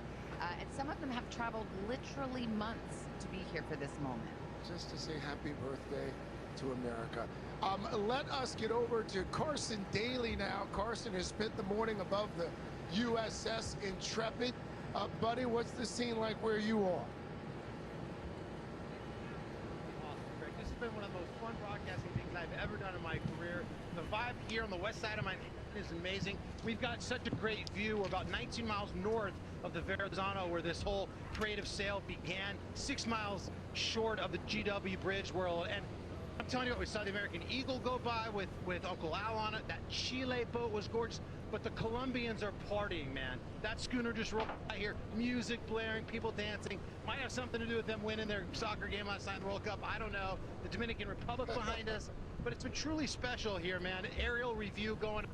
About 5,000 people are on this pier where I'm at, next to the Intrepid, parked right next to the U.S. Arlington, which is a great ship. It parked there yesterday. It's unique. It houses both members of the Navy branch and the Marines. They work together, live together. So big opportunity for me this morning, walking around talking to active servicemen and women, active sailors, just to get a chance to say thank you on this 4th of July weekend, America 250. Really never seen anything like this broadcast before. And Craig, you and Savannah and your experts, what a great job you're doing as we're watching these amazing vessels, all 80 of them, in this parade of sail. I've learned more in the last 3 hours than I learned in junior college, at MTV, or anything else I've ever done. It's just been really exciting, really fun, and I haven't felt a sense of patriotism. I've been in New York over 25 years that you really feel today. It feels organic. It feels there's just lots of families down here, met some reservists. It's just been great. I'd say our country's off to an awesome, awesome 250th. Craig? Agreed, my friend. Wholeheartedly agree. And by the way, if you also are catching the fever like Carson clearly has, you can see these tall ships. They're going to be docked in the New York area over the next several days, and we've got a pretty one from Poland now. This is Dar Mojeja. It's a big one, 350 feet. It means gift of the youth. And this has been a training ship for Polish sailors since 1982, Don. Yeah, it's brand new. It's pretty new. It's one of the fastest full-rigged ships on Earth. She goes 16.5 knots. Es 7 del 7 de promos y primas de Mercado Libre. PlayStation 5, 3.899.900. Guayos New Balance, 319.740 pesos. Televisor LG con barra de sonido, 2.499.900. Mercado Libre. Passing right behind us. That's the Dar Mojeja saying hi to us. And Admiral, I mean, just when you think about this, we saw it with the flyover, all of the countries that contributed to that. Now we have all of these countries who are contributing their ambassadors, these tall ships. That friendship, that connection between allies, why is that so important? You know, it's truly is very important. And I think it's, as a nation, it's one of our strengths is allies and partners give us credibility, and they give us that soft power and diplomatic power, and it's one of the strengths of the United States of America and the Navy. And so having allies and partners is simply put an advantage to us. And so to have this partnership, you know, fascinating is I've worked with these nations for 37 years, and I have friends who are in the Navy of all these countries that I still see and talk to. And so, you know, when you talk about joint operations or working with our allies and partners, you work at the speed of trust. And when you've known these people for a long time, that's a true advantage. Well, when we look at these ships, it's when you care enough to send the very best. Yeah, right. It's really beautiful. She was built in Gdansk, which is the home of Solidarity back in the day. We've spent a lot of time this morning talking about how these ships are symbols of the solidarity between the United States and various countries. The United States was the first country to recognize an independent Poland back in 1919. And currently, several hundred thousand, roughly 200,000 people live in New York City who are of Polish ancestry. Yes. Our vantage point is pretty fantastic here, but there are a lot of other folks who are watching these festivities around various parts of the city. That's right. We want to go to Riverbank State Park right now, Upper Manhattan. We find Tommy McFly from our station WRC in Washington. Tommy, I know it was worth the train trip up. How's your view? It's fantastic, Savannah and Craig. It's Rockefeller Park, but really it's more like Rockefeller Plaza today. We brought all the excitement to the waterfront. We've got a bit of a break in the boats right now, but I wanted to, we've all been talking about, you know, all of the civics we've been doing. We've been all learning the flag flashcards. So I thought I'd ask our friends here at the makeshift plaza if you can name, Ian, do you think you know a lot about the other country's flag? Yeah. All right, here we go. You ready? Yeah. What is this flag? India, nailed it. Here we go. We got a peacock plushie for you. All right, that was an easy one. Let's do another pop quiz here. Anybody know this flag? Oh, we got your hand up. That's Colombia. That is Colombia. Let's get him a peacock plushie. All right, the hardest one we've had so far. Are you ready for this one? The hardest one yet. Yes. We'll get a peacock plushie over to you. It's so much fun watching with everybody as we're seeing these ships go by. We saw our pals on the Vespucci a little bit ago. We're going to see Peru making their way up here too. This whole day has been so amazing. Everyone's all together. Who's first parade of sail? Yeah? Okay. Maybe we got some parade of sail experts who've been around before, and you have been making your way. New Yorkers, you're enjoying your time? Yes, having a great time. Love that, love that. It's just the energy that we're getting here, and some people are going to stay till the fireworks tonight. Is that what I'm understanding? They got here early at Rockefeller Park. We turned it into the plaza, and now they are going to be waiting all day for this fantastic parade of sail as we're enjoying the view of Jersey, and we're getting ready to celebrate the rest of this fantastic day, Craig and Savannah. Oh, so fun, Tommy. By the way, incredible knowledge of the flag to those kids. My kids are grounded. There's no way they would know that. The future is bright for America with smart kids like that. Well, this is just beautiful, and we've got another tall ship making its entrance here. And I think this one, is this Sagres? This is Sagres. Okay, from Portugal. Yeah. Absolutely beautiful with the Maltese crosses on its sails. And Don, this is a ship with a long history, had several owners, several names. So this one definitely has some stories to tell. But related to Eagle. She's one of the sisters. Built in the same port in Germany in 1937. Yeah, exactly. She's one of the sisters. She was built, I think she's second. She was originally called the Albert Leo Schlageter. And then she went to Brazil first, and then Brazil, I believe, sold her to Portugal. Portugal being, of course, the home, the original base of the Age of Discovery. And that cross on her sails refers to Prince Henry the Navigator's Order. The same cross the Portuguese sails carried in the Age of Discovery. That's the significance of this in so many ways, a throwback to all of that, which we can attribute to the Age of Sail. Yeah. Rich history. Such rich history. It struck a Soviet mine as well at one point? Yeah, sure. These ships have been through a lot over their years. And there's a lot of pictures you can look at. The history of this family, these sister ships that we keep talking about, is fascinating. Just because it takes you through all the 20th century, really. And the various lifespans that they have, the iterations of these ships. She's glorious. And has done 3 circumnavigations of the globe, which is some serious mileage. Exactly. Well, and that's training. That's training time. This is another academy for the Portuguese Navy. You see how their sails, interesting, are aback. That's called when the wind is going against them. They're unfurled because this is a big show here. But you of course wouldn't have them like that if you were under sail, and so you'd have to position the boat according to the can. I feel like we're getting a nice breeze here. Is this a good sailing day? This is the most significant breeze we have gotten all morning. He's noticing because it's also quite hot here. The heavy jets. Leading the formation today, the C-17 Globemaster III, a 4-engine strategic and tactical airlifter. They specialize in carrying troops, medical evacuation of large cargo to include heavy mechanized vehicles directly to austere forward deployed airfields anywhere in the world. This aircraft and crew are based at Joint Base Charleston, South Carolina. The aircraft is a reliable airlifter. It combines intercontinental cargo carrying capability of large aircraft such as the C-5 Galaxy with the short field landing potential of the much smaller C-130 Hercules.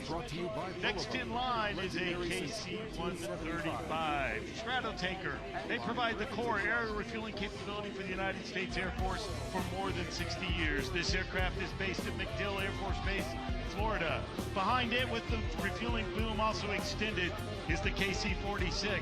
That aircraft is the Pegasus. It's a multi-mission aerial refueler strategic transport aircraft designed to refuel all U.S., Allied, and coalition aircraft. And bringing up the rear is the C-5, designed for heavy airlift to carry more cargo farther than any other aircraft. The Super Galaxy, 247 feet long, a wingspan of 222 feet, measures 65 feet tall at the top of the tail, with a flight crew sitting a whopping 30 feet in the air. Capable of carrying almost anything in the U.S. arsenal, including other aircraft and satellites. This crew and aircraft from Dover Air Force Base in Delaware. Well, ladies and gentlemen, as our salute continues, that is your United States Air Force Heavy Jet in review.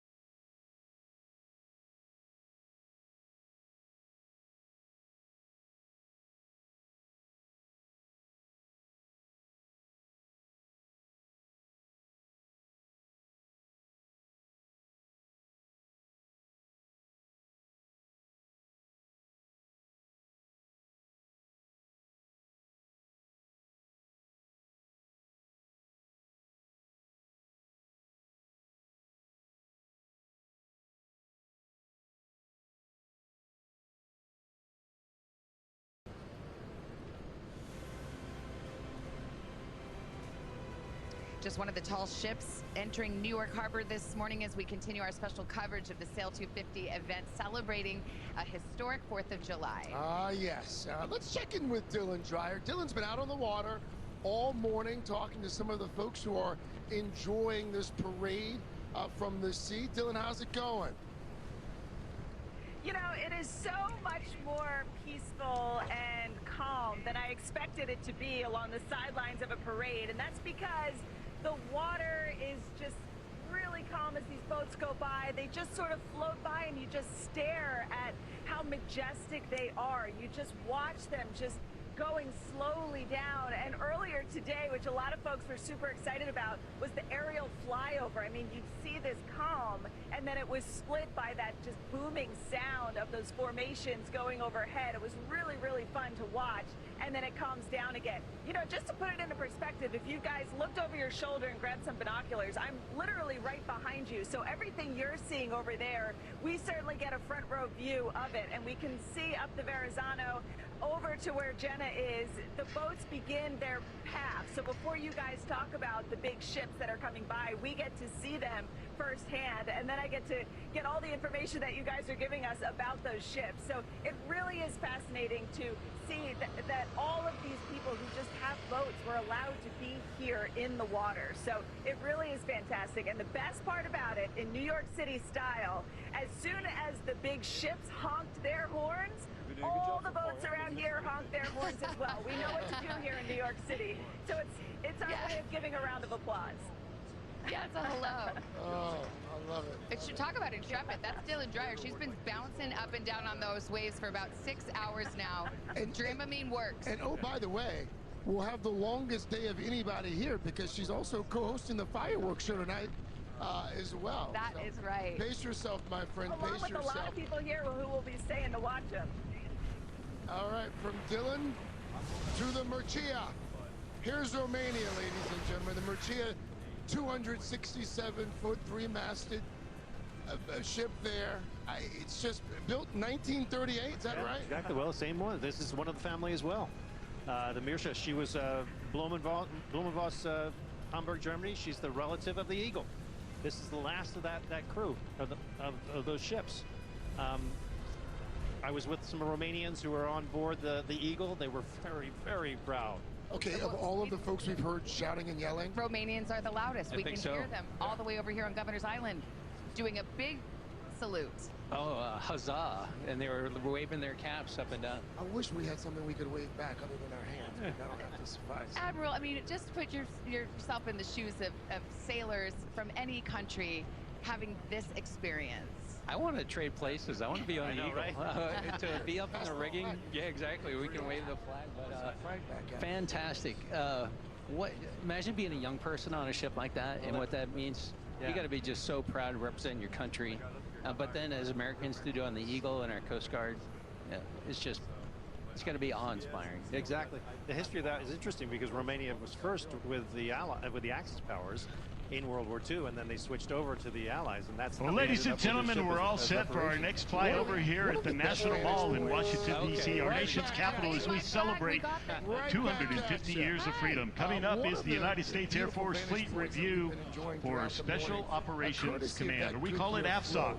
These aircraft are all from Cannon Air Force Base, New Mexico. You'll see 2 AC-130J Ghost Riders, 2 CV-22 Ospreys, and 2 of the brand new OA-1K Sky Raider 2s.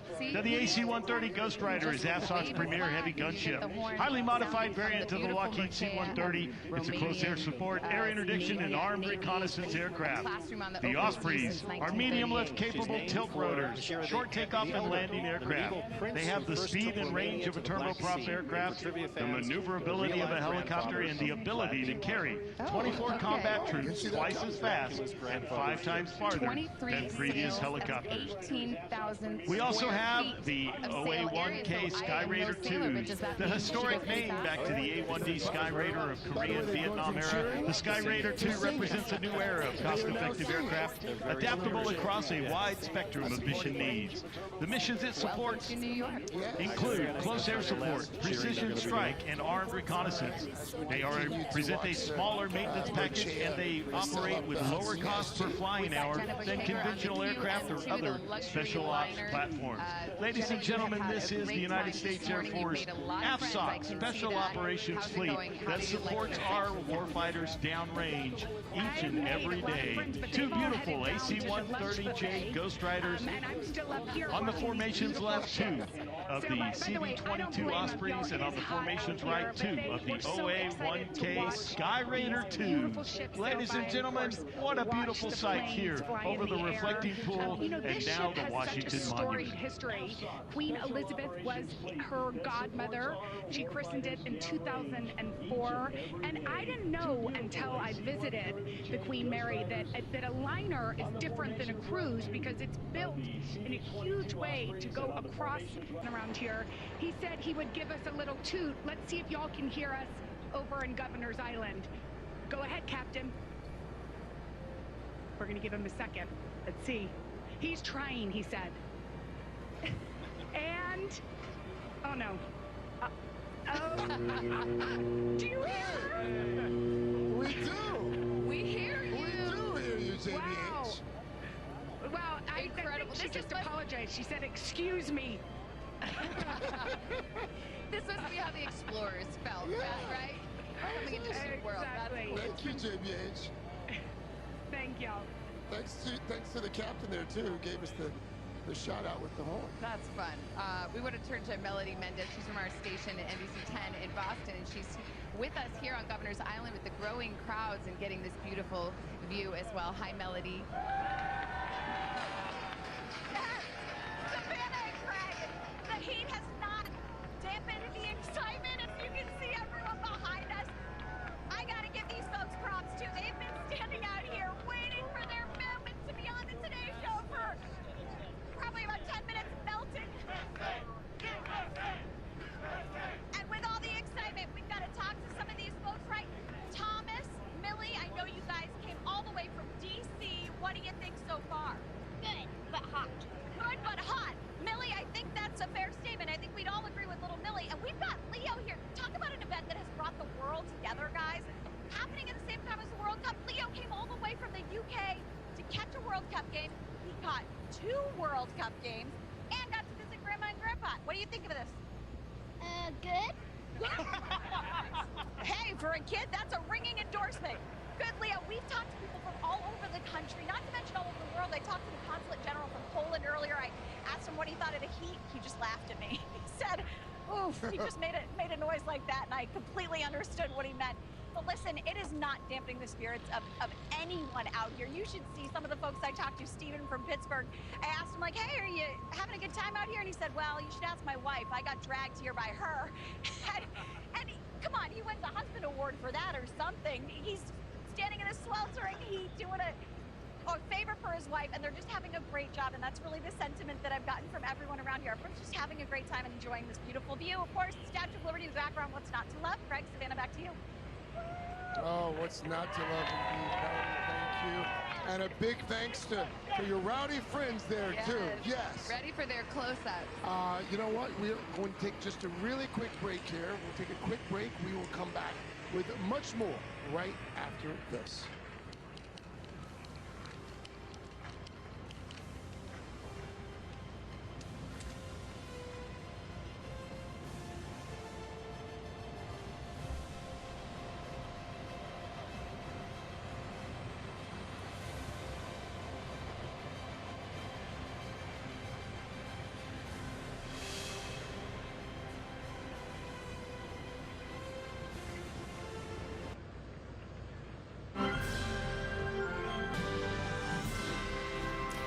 Good afternoon on this 4th of July. I'm Yasmin Vasugian. Celebrations across the country well underway as we celebrate its 250th birthday. In the last hour, in our nation's capital, we saw the U.S. Army Golden Knights and the U.S. Navy Leapfrogs in the sky as part of the afternoon air show in Washington, D.C. I want to bring in Dominique Moody from NBC Washington in the crowd there. Dominique, what have you been seeing?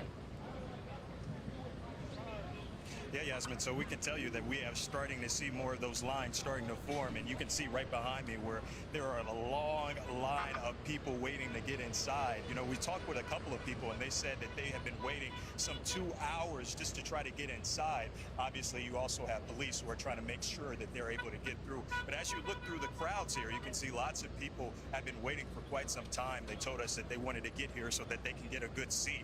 And then as we walk this way, this is where the front of the line is. A lot of people said that, you know, the heat, not really get into them. You can see that kind of cloud of umbrellas over there. A lot of people wanting to make sure that they stay cool. So just trying to make sure that they get through and are able to have a good seat. Back to you, Yasmin. Yeah, of course, all these celebrations underway on the National Mall there in Washington, D.C., celebrating the 250th birthday of this nation. And, of course, all those folks there online there to get into the National Mall and the celebrations there. Dominique Moody, thank you for being there for us. Appreciate it. There is a lot more to come, including a very special edition of NBC Nightly News live from Washington, D.C., followed by live coverage here on NBC News Now. For now, we are going to return you to coverage of Sail Forth.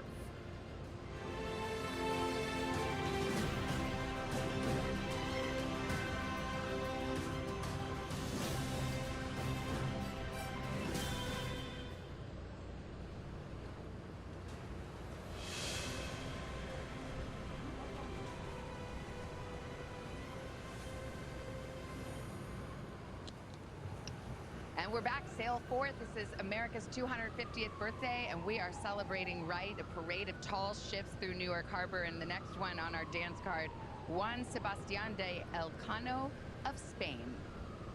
If you're just tuning in, we've been watching ships like this sail through the Hudson River for the last few hours now. A parade of tall ships traveling up the river, ships from all over the world. And this one in particular, this is the 3rd largest tall ship in the entire world, right? Exactly. She is very large. She's 98 years old. She was commissioned in 1928. She is 371 feet long. Incredible. Elcano, it's interesting. The name Elcano is who took over after Magellan died, going on the circumnavigations. So this guy I never learned about in history books, but preparing for this I did, because he's a big Spanish hero, obviously. He brought that expedition home, and he made that first circumnavigation that Magellan gets the credit for. All right, let's take a break here. We've got Al Roker, who's actually on the Eagle, the lead ship in our parade, and they're turning it around by tugboat. Al, I don't know if you can hear us and kind of narrate what's going on. Yeah, well, what's interesting, of course, George Washington Bridge, that's the turning point. I was wondering, how are they going to make that turn? Will they do it by their own power? But in fact, this is the Justine McAllister, and it's one of the tugs that's going to be tasked with turning these tall ships around. So, you know how you do your driver's test, you got to make that 3-point turn, well, that's not happening here. We got a little help from the tugboats, and they're swinging us around to head back down the river, and then we'll swing back around dock at Pier 17 at the South Street Seaport. So this is, I got to tell you, this trip just gets better and better. It is so amazing. And again, all these cadets have been working nonstop. They're starting to get ready to raise the front sails, get that going, because the winds have been pretty decent. And believe it or not, it's really comfortable here, guys. The winds are nice and strong. They're giving, but not too strong, giving us a nice breeze. And what's been amazing is watching up and down the shoreline on both the New Jersey side and the New York side. Every available inch of real estate is packed with people. Everybody wants to be part of this. Thank you, Justine McAllister. We appreciate it. One good turn deserves another. All right, so back to you guys as the other tall ships get ready to make this hairpin turn. It's incredible. We have so much going on right now. I mean, this is the Juan Sebastián de Elcano of Spain coming right behind us, sounding its horn as the vice president's, it's not a motorcade, what do we call it, Admiral? Whatever. I think the technical term would be Marine Corps 2 when they or airport when they take the vice president or president off. So I anticipate that's the package to take him and his party off the the choppers ferrying the vice president. He had just been on the Kier stage giving remarks on this 4th of July, and then he'll get on Air Force Two, probably headed back to Washington. That's right. A lot of action. That's there you go, a live look there at the aforementioned aircraft landing on the aircraft carrier. Those ships. Well, ladies and gentlemen, welcome back. North. As Al just pointed out, the ship's making their way. Salute to America 250, our next flyover from United States Air Force. These are the fighters in review. 2 F-15E Strike Eagles and 2 F-16 Fighting Falcon or Vipers. It's a Strike Eagle, an all-weather dual-role strike fighter from Nellis Air Force Base, Nevada. This is the backbone of the United States Air Force precision deep interdiction capabilities, derived from original F-15. It has a 2-person crew, excels at both air-to-air and air-to-ground missions. It has the capability to fight its way into a target over long ranges, complete air-to-ground missions, and fight its way back out, day or night, and in all weather. The F-16 Fighting Falcons or Vipers that you saw along in the formation, they are a compact multi-role fighter that came from Shaw Air Force Base, South Carolina today. Highly maneuverable, and they excel in air superiority, precision ground attack, and close air support. Relatively low-cost, high-performance system with revolutionary pilot safety and ergonomics. They have a 30-degree reclined seat and side stick control, which allows the pilots to tolerate upwards of 9 times the force of gravity. They do present also a tactical advantage with a frameless canopy and an unrestricted 360-degree view. Ladies and gentlemen, your United States Air Force Fleet Review. Well, Janice is the meteorologist from WNBC here in New York City, so if she says it's not too bad, then we can take that to the bank. And we're watching the parade of sail continue. We're about to see Sweden's entry into this parade, the Galadan, which was built in 1947 and is kind of, it's understated. This is the Swedish simplicity on display. Exactly. It's got IKEA energy there. But does it have the hot dogs? Does it come with that little wrench? Right. Okay. She's 129 feet long. You could park gotten on the deck of the Eagle. I mean, that's the length, about a third the size. She's very simple. I mean, I don't mean that to diminish. She's just clean. You know, she's a sailor's dream, and these cadets are learning every single thing they need to on there. I stood on that deck in Baltimore and talked to a few cadets. They were lovely people, and very proud of their ships. There's a sister ship of that called the Falcon, which is got the Gladden and the Falcon, 2 birds of Sweden. Douglas Brinkley has been watching all of this unfold with us, and Douglas, the incredible ships, the aircraft that we've seen fly over. As you pointed out, though, in the past, the history of a country, it's really about the people. As we watch this continue to unfold, Douglas Brinkley, who are you thinking about? Who are you thinking about today? Well, you know, when J.D. Vance was evoking George Washington in his talk, you know, we sometimes always think of Washington in Virginia because of Mount Vernon, because of Washington, D.C., because that's where his home was. But he was in New York at the time of July 4th, 1776, and had to fight in New York, and actually lost in Brooklyn and Long Island and had to retreat. But lo and behold, New Jersey became the turnaround, and at the battles there at Trenton and Princeton, the United States was really born it for real as a military power.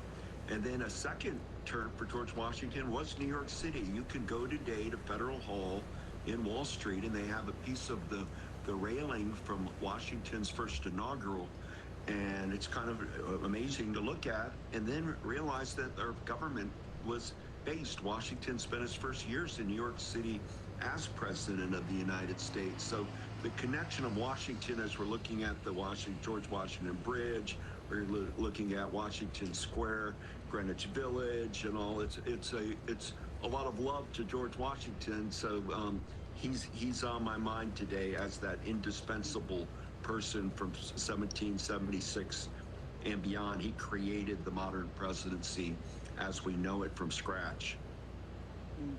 If you're wondering why New York and New York Harbor and this place is the site of our coverage this morning on America's 250th birthday, this was America's first capital. George Washington, America's first president, as you mentioned, Douglas, sworn in right here. And we see some of our friends from sending their tall ships from around the world. This is Gladan of Sweden. We are going to continue our coverage. Our parade is still going. We have much more ahead. Our Sail Forth coverage sails on. And as we head to break, a little patriotic performance from the group, Salty Dogs. Let's go.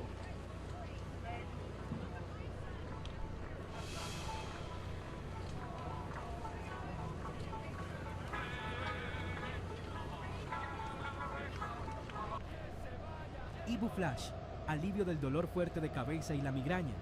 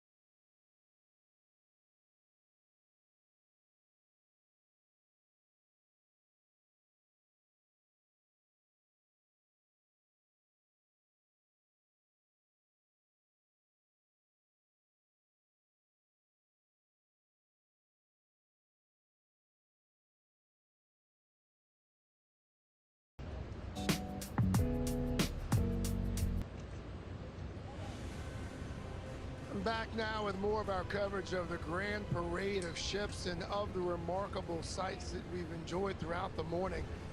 These have been among the most striking. Sailors, service members, seamen from all over the world just hanging out atop their sails, hanging out on their ships.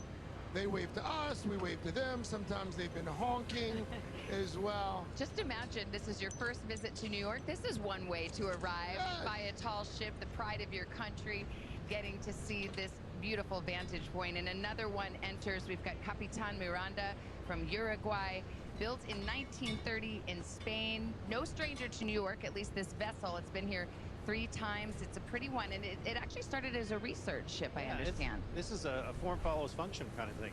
Or, yeah, exactly. It used to be a survey ship, you know, mapping the marine geography of Uruguay, but it was then rescued in the 70s from the breakers, as sailors say, and Uruguay gave them new masts and new mission. This is a staysail schooner as opposed to a topsail. We've been trying to throw in these terms from here and there, but you can see the Marconi rigging, it's called. It has a unique look because this ship has to do unique things, or it was built to do that. Now it's for showing off. Its sails are just beautiful. Yeah. The color alone is just so striking there. Yeah, Admiral, we also have, I mean, these are training ships. They have multiple uses. The ships that these are not, they're historic, but they're active working ships. Yeah, absolutely. And so some of these different navies and their nations representing, whether it's for a survey or having all their cadets on board, whether it's our Coast Guardians or, you know, the German Navy, I think the Romanian Navy, etc. So absolutely. And what a great way to start out your career of service. Yeah. A little earlier this morning, not long ago, New York City Mayor Zohran Mamdani New York Governor Kathy Hochul, New Jersey's Governor Mikey Sherrill, they rang the bell to help kick off this morning's festivities. And our Laura Jarrett caught up with them a short time ago and talked with them about the importance of this partnership between New York City and their two states. I want to welcome Mayor Zohran Mamdani. So nice to see you. Oh, it's such a pleasure. It's such an honor to be here together as we celebrate our nation's 250th anniversary. Of course, I'm also joined here by New York's Governor Kathy Hochul and Mike. Hi, how are you? Mr. Mayor, New York has been on something of a run lately. First we have the Knicks, then we have the World Cup, then we host Taylor Swift's extravaganza, the royal wedding, if you will, the American royal wedding, and now 250. It's incredible, and I think, we're so proud to be back here in the nation's first capital and celebrating that the promise of our nation continues. And we can see that promise, whether it's the Knicks winning their first championship in 53 years or whether it's today as we celebrate the legacy of this nation and the continued greatness of it. And Mayor, Governor Hochul, I should say, I want to also bring you in here. You two were able to ring the bell together. What did that moment mean for you? Well, for me, it harkened back to why we're in this very place. This is where some of the most significant battles of the Revolutionary War were conducted, right here in this space. And for America to be having all their eyes focused on us right now gives us a chance to look back in history, but know what that history led to. The extraordinary country that we are the beneficiaries of their blood, sweat, and tears of what they endured 250 years ago. So we have to keep that promise alive and make sure for the next 250 years that people know the greatness of this country with all of its challenges and how we persevere. So this is what that bell meant to me, to bring in the new, but also to celebrate the past. And Governor Sherrill, what about for you? This is your first 4th of July. You got a hot one. For your first one as governor, does anyone prepare you for this? For 110-degree weather? No one prepares you for that. But it has been amazing. In fact, I think those helicopters, I believe they're from my old squadron, the Fleet Angels, that have been circling with the American flag. I'm a, former Navy officer. To see the tall ships, to see our allies coming from across the world to join us here today in celebrating 250 years of fighting for freedom and democracy is really exciting. We obviously have the Parade of Sail, but the 250 celebrations don't end there. What else can folks expect for the rest of the No, people need to go all over the state. I mean, the Battle of Ticonderoga, the battles of Brooklyn, the battles of Saratoga, those were defining moments in our fight against the British, against all odds. And it was those victories on the battlefield that drew in the French, who said maybe this little upstart country can pull it off. Maybe we should join with them. And so New York State has been at the epicenter of that history. A lot of people think we love Boston and Philadelphia and Yorktown, but this is where it all happened, in our opinion. This is a strategic epicenter. So go see all of New York and celebrate our greatness. We got to brag on our state a little bit, right? And Mr. Mayor, before I let you go, I don't want to be so presumptuous, but I think you can lose the tie next one. Yeah, I think clearly you're seeing some of us are learning a little bit more about how to dress in the summer. I might be one of those people, but people will forgive you, I promise. I'm hopeful. The jacket may be coming off soon. Thank you, Mr. Mayor, Governor Hochul, Governor Sherrill. Thank you so much for joining us. I'm going to send it back to Savannah and Craig now. My goodness. Our flags, and the Capitan from Uruguay honked its horn. Oh. Yes, thank you, Capitan.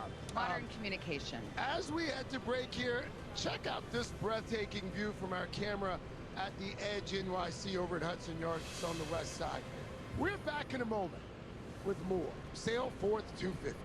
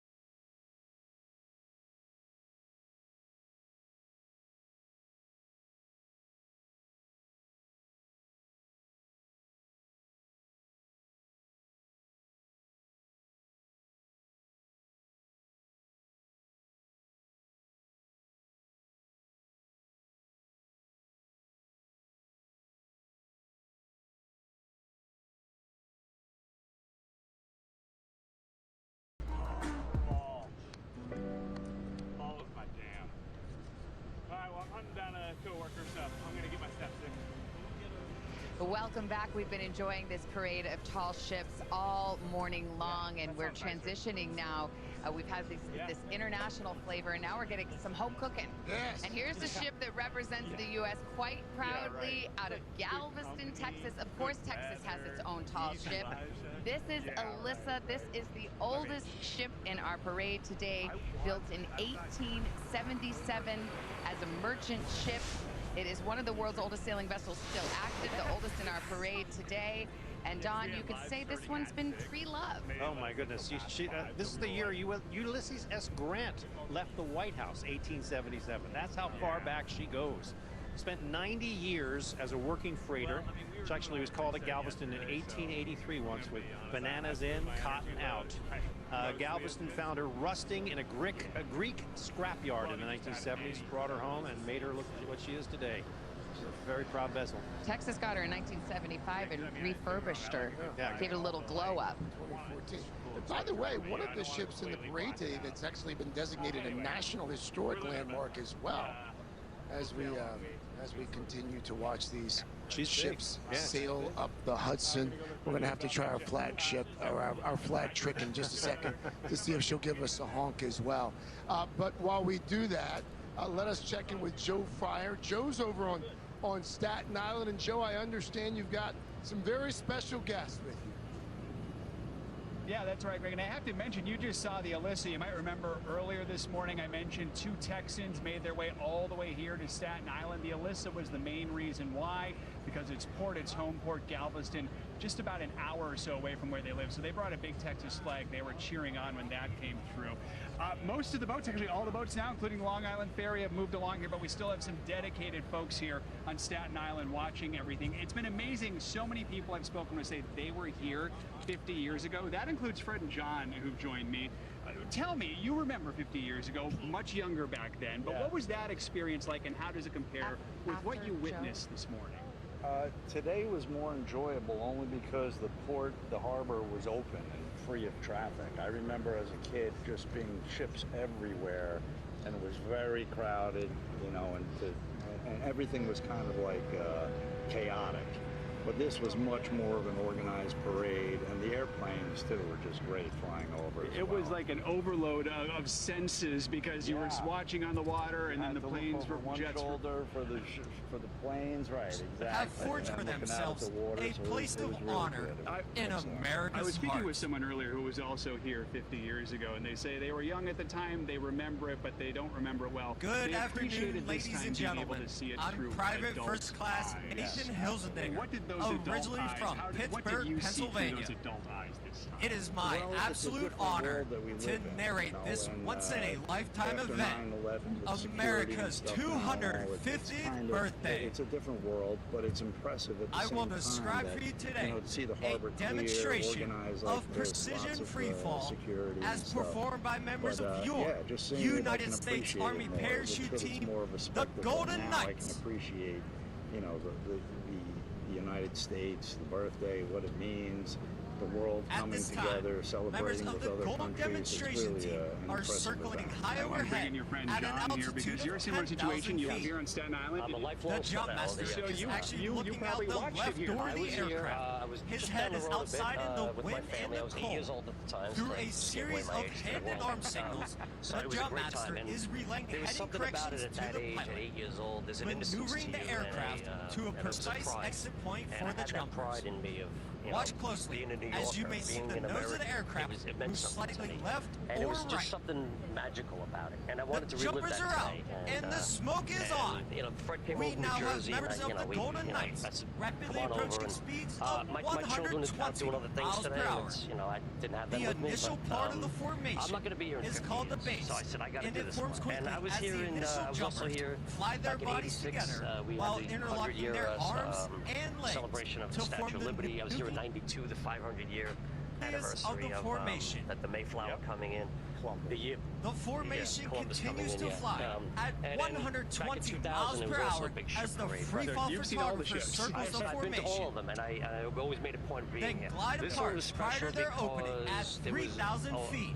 There was This well is over our 100 salute aircrafts from to around all the of you world. attending And it today's was, show. Very intriguing. In fact, let's There give you it to have Jacob the here high earlier, flying one of black your and gold coworkers. of your One of the highlights for United me States Army parachute was team, the Royal the Air Force, Golden Knights. Red Arrows were here, and they flew over in formation, in their formation of 9, which is incredible. Now, And as you may they have went over the guessed, harbor, these jumpers are faced they with sprayed a out unique their, situation. A red traffic colors, jam red, in white, the sky. and blue colors. They and must did that gain in vertical the formation of separation a flag. to allow for the American individual flag. approaches into And the target The colors area. were truly amazing. And that was a highlight for me, This also is because you got to accomplished realize by that pulling on we the are front part of the celebrating parachute Independence and Day, our spiraling independence down from at England, but speeds yet in we have excess of such 60 a miles per connection hour. to England still to this day, This and that's something very special. So we appreciate your time on Yes, such a thank you. special busy morning. airport. Craig and Savannah will send it back to you. Thank you so much. God bless.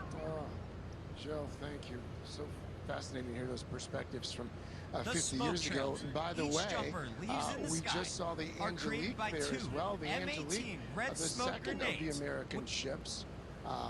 That, of course, is the Alyssa still. Lo But que right ves behind the ahora Alyssa mismo es is el the resultado Angelique. The Angelique is it's from Bienvenidos Florida. a la It's realidad very que unique. estuvo When you see it sails in just a moment, you'll see what I'm talking about. But again, that's still the Alyssa there from Texas. Very partial to sweet Alyssa as it passed by. It's got big Texas energy for sure.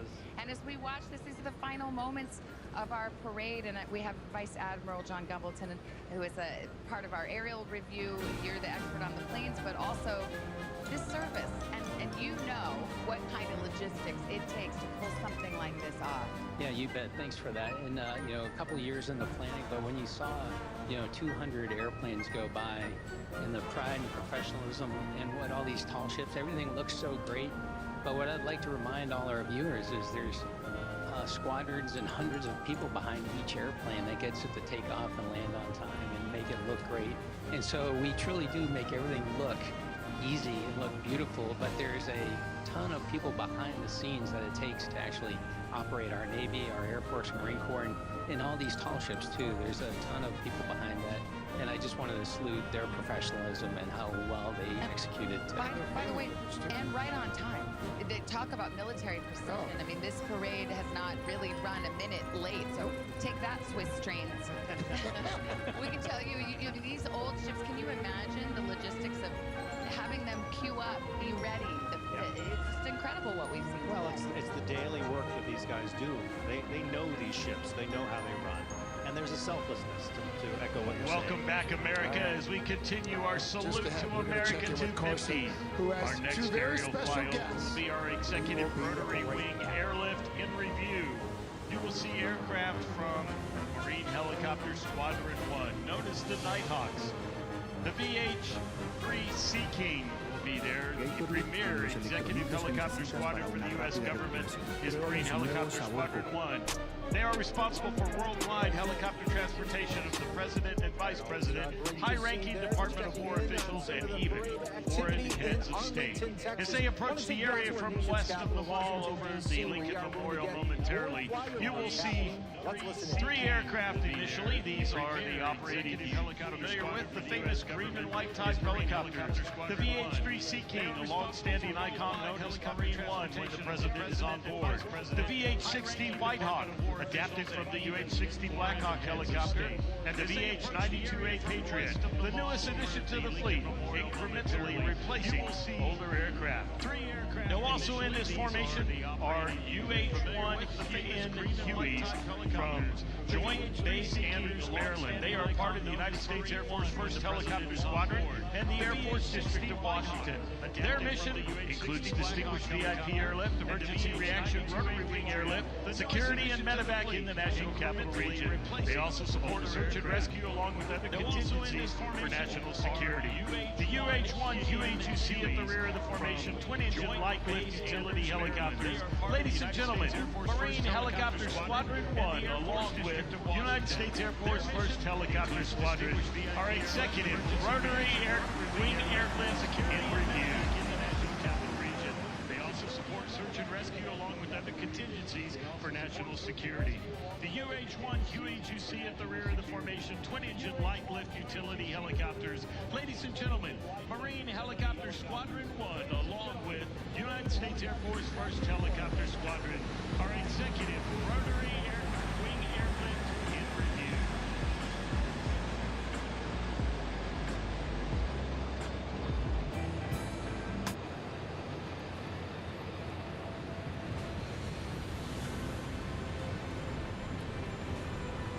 And welcome back to our special 4th of July celebration. It has been a really just truly remarkable morning, taking in the history of this sail. This is the Ernestina Morrissey. This is the second oldest ship in the parade this morning.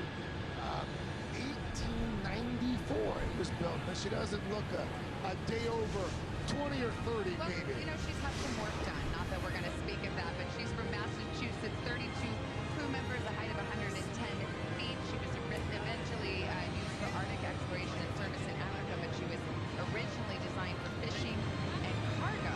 Yeah, a lot of transport, a lot of immigrants from Cape Verde as well in the FIFA tradition. Probably too soon for a lot of those Cape Verde. Exactly. Sorry about that. Yeah, she was an actual immigrant ship coming right past the Statue of Liberty here. Well, when I say she had some work done, she had a complete restoration in 2022. Yes. So she's 132 years old, so she can go on a smuggler's jar without. She started as the B. Morrissey, and the Ernestina came later, so that accounts for the hyphenate. No, she's a training ship in the Massachusetts Maritime Academy. It was great to Let's see go over to there. Melody Mendez. She's here with us on Governor's Island and has some special guests this morning who hung out in the heat with her. Hey, Melody. 250 salute. Hey, Savannah and to our Greg. great So I'm country here now right with there. Charles We'll continue to check in. They're doing it all afternoon into the early evening. We'll continue to showcase that to you. I can't wait until we see the F-35s, the F-22s. It's going to be something to see. We're just going to put that audio full blast and let you enjoy, just like if you were at the National Mall. All right, before we go to a 2-minute break, we want to see your pictures. We're calling it Red, White, and You. Show us how you're celebrating. And my artwork is those July 4th parties are starting. So you can really see a lot of depth you could flag, scan everything the QR in New York code City, top right. the blimp that I And, saw overhead today. And this is a view from the Verrazzano's Bridge looking over into New York. But we want to see I have to say, you're a native New Yorker, and you've included so many details, painstakingly cutting out each piece we'll take a with an 2-minute break. X-acto knife Be yourself. back with Yes, more everything is on cut the out by other hand in my side of the studios break. here in New York, and they're cut out with an X-acto knife, all by hand, painstakingly. Each one is different. It's a limited edition of 250 pieces, and they're available at art galleries and at Fazzino.com also. Charles, I have to ask, I know you've been commissioned to do artwork for some really cool things, the Super Bowl, the World Cup, MLB All-Star Game. What was your reaction when they said, America's 250, you got it?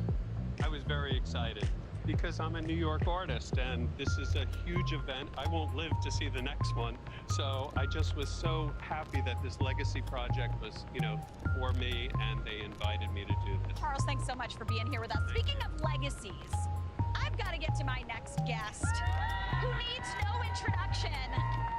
The Cat in the Hat. Guys, if you think you're hot out here, there is perhaps no one hotter than the Cat in the Hat, and I mean that in the literal sense as well.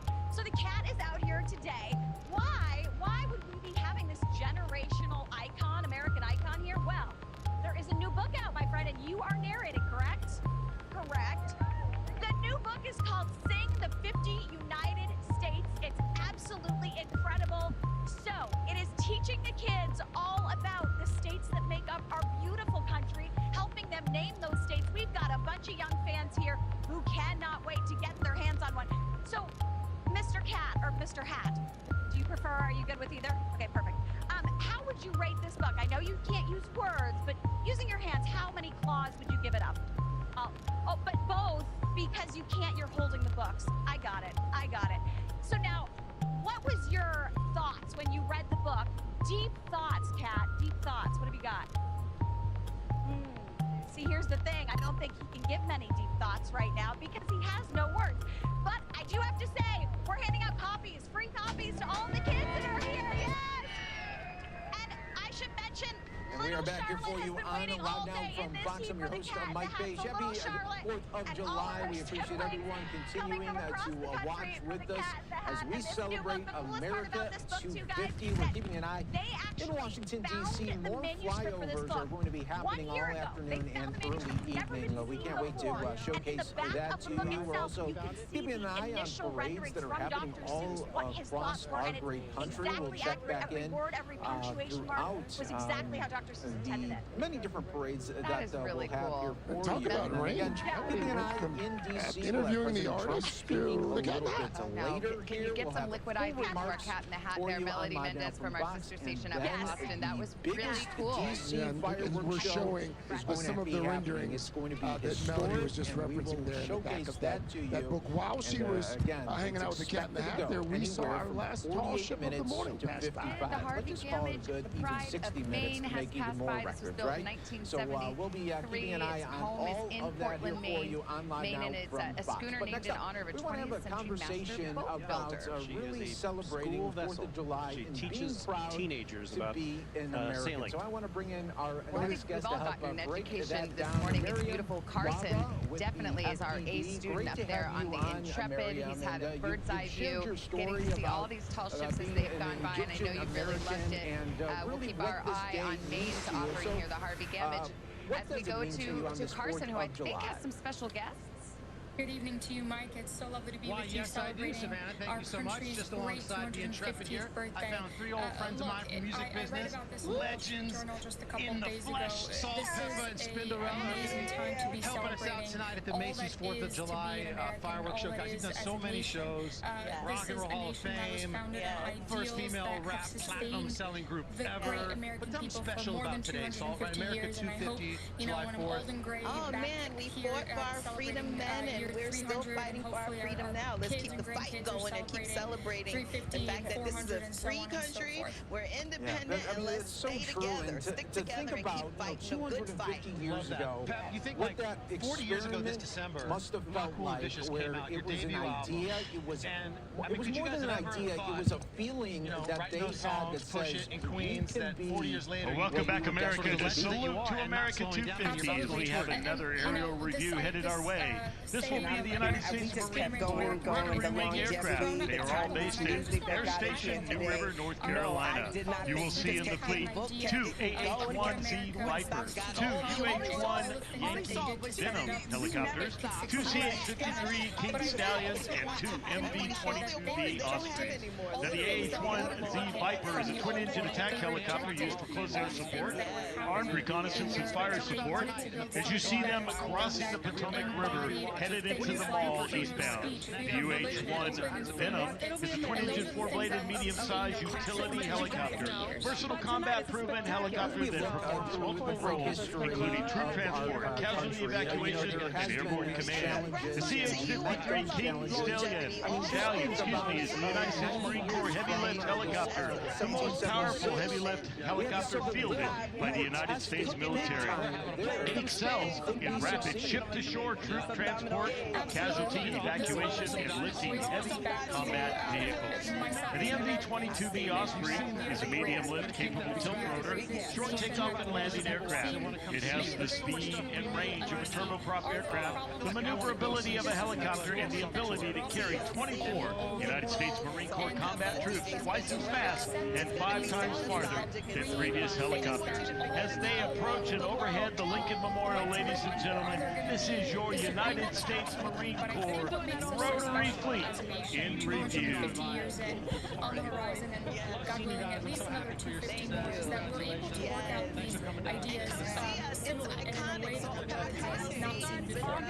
You know, Miriam, it seems like right now in our country we're at a crossroads once again. This time with democracy versus communism versus socialism that seems to want to get into the mix, creeping into more and more politics. Where do you think, you know, the next couple of years could really kind of shape our country? Thank you so much. By the way, Salt and Pepper right there is a reminder to tell you you can see the Macy's Fireworks Spectacular right here on NBC, streaming on Peacock as well. Coverage gets underway tonight, 8 Eastern. The Intrepid Dylan Dreyer will be there as well. Along with Terry Crews. We will be right back with more of our live coverage of Sail Forth America 250 in just a moment. What is going to happen in the next few years as we're seeing the rise. Sail Forth 250 is brought to you in partnership with the Wounded Warrior Project and by Jefferson's Bourbon, raising a glass to America and the spirit of exploration. This is a song about a breakup.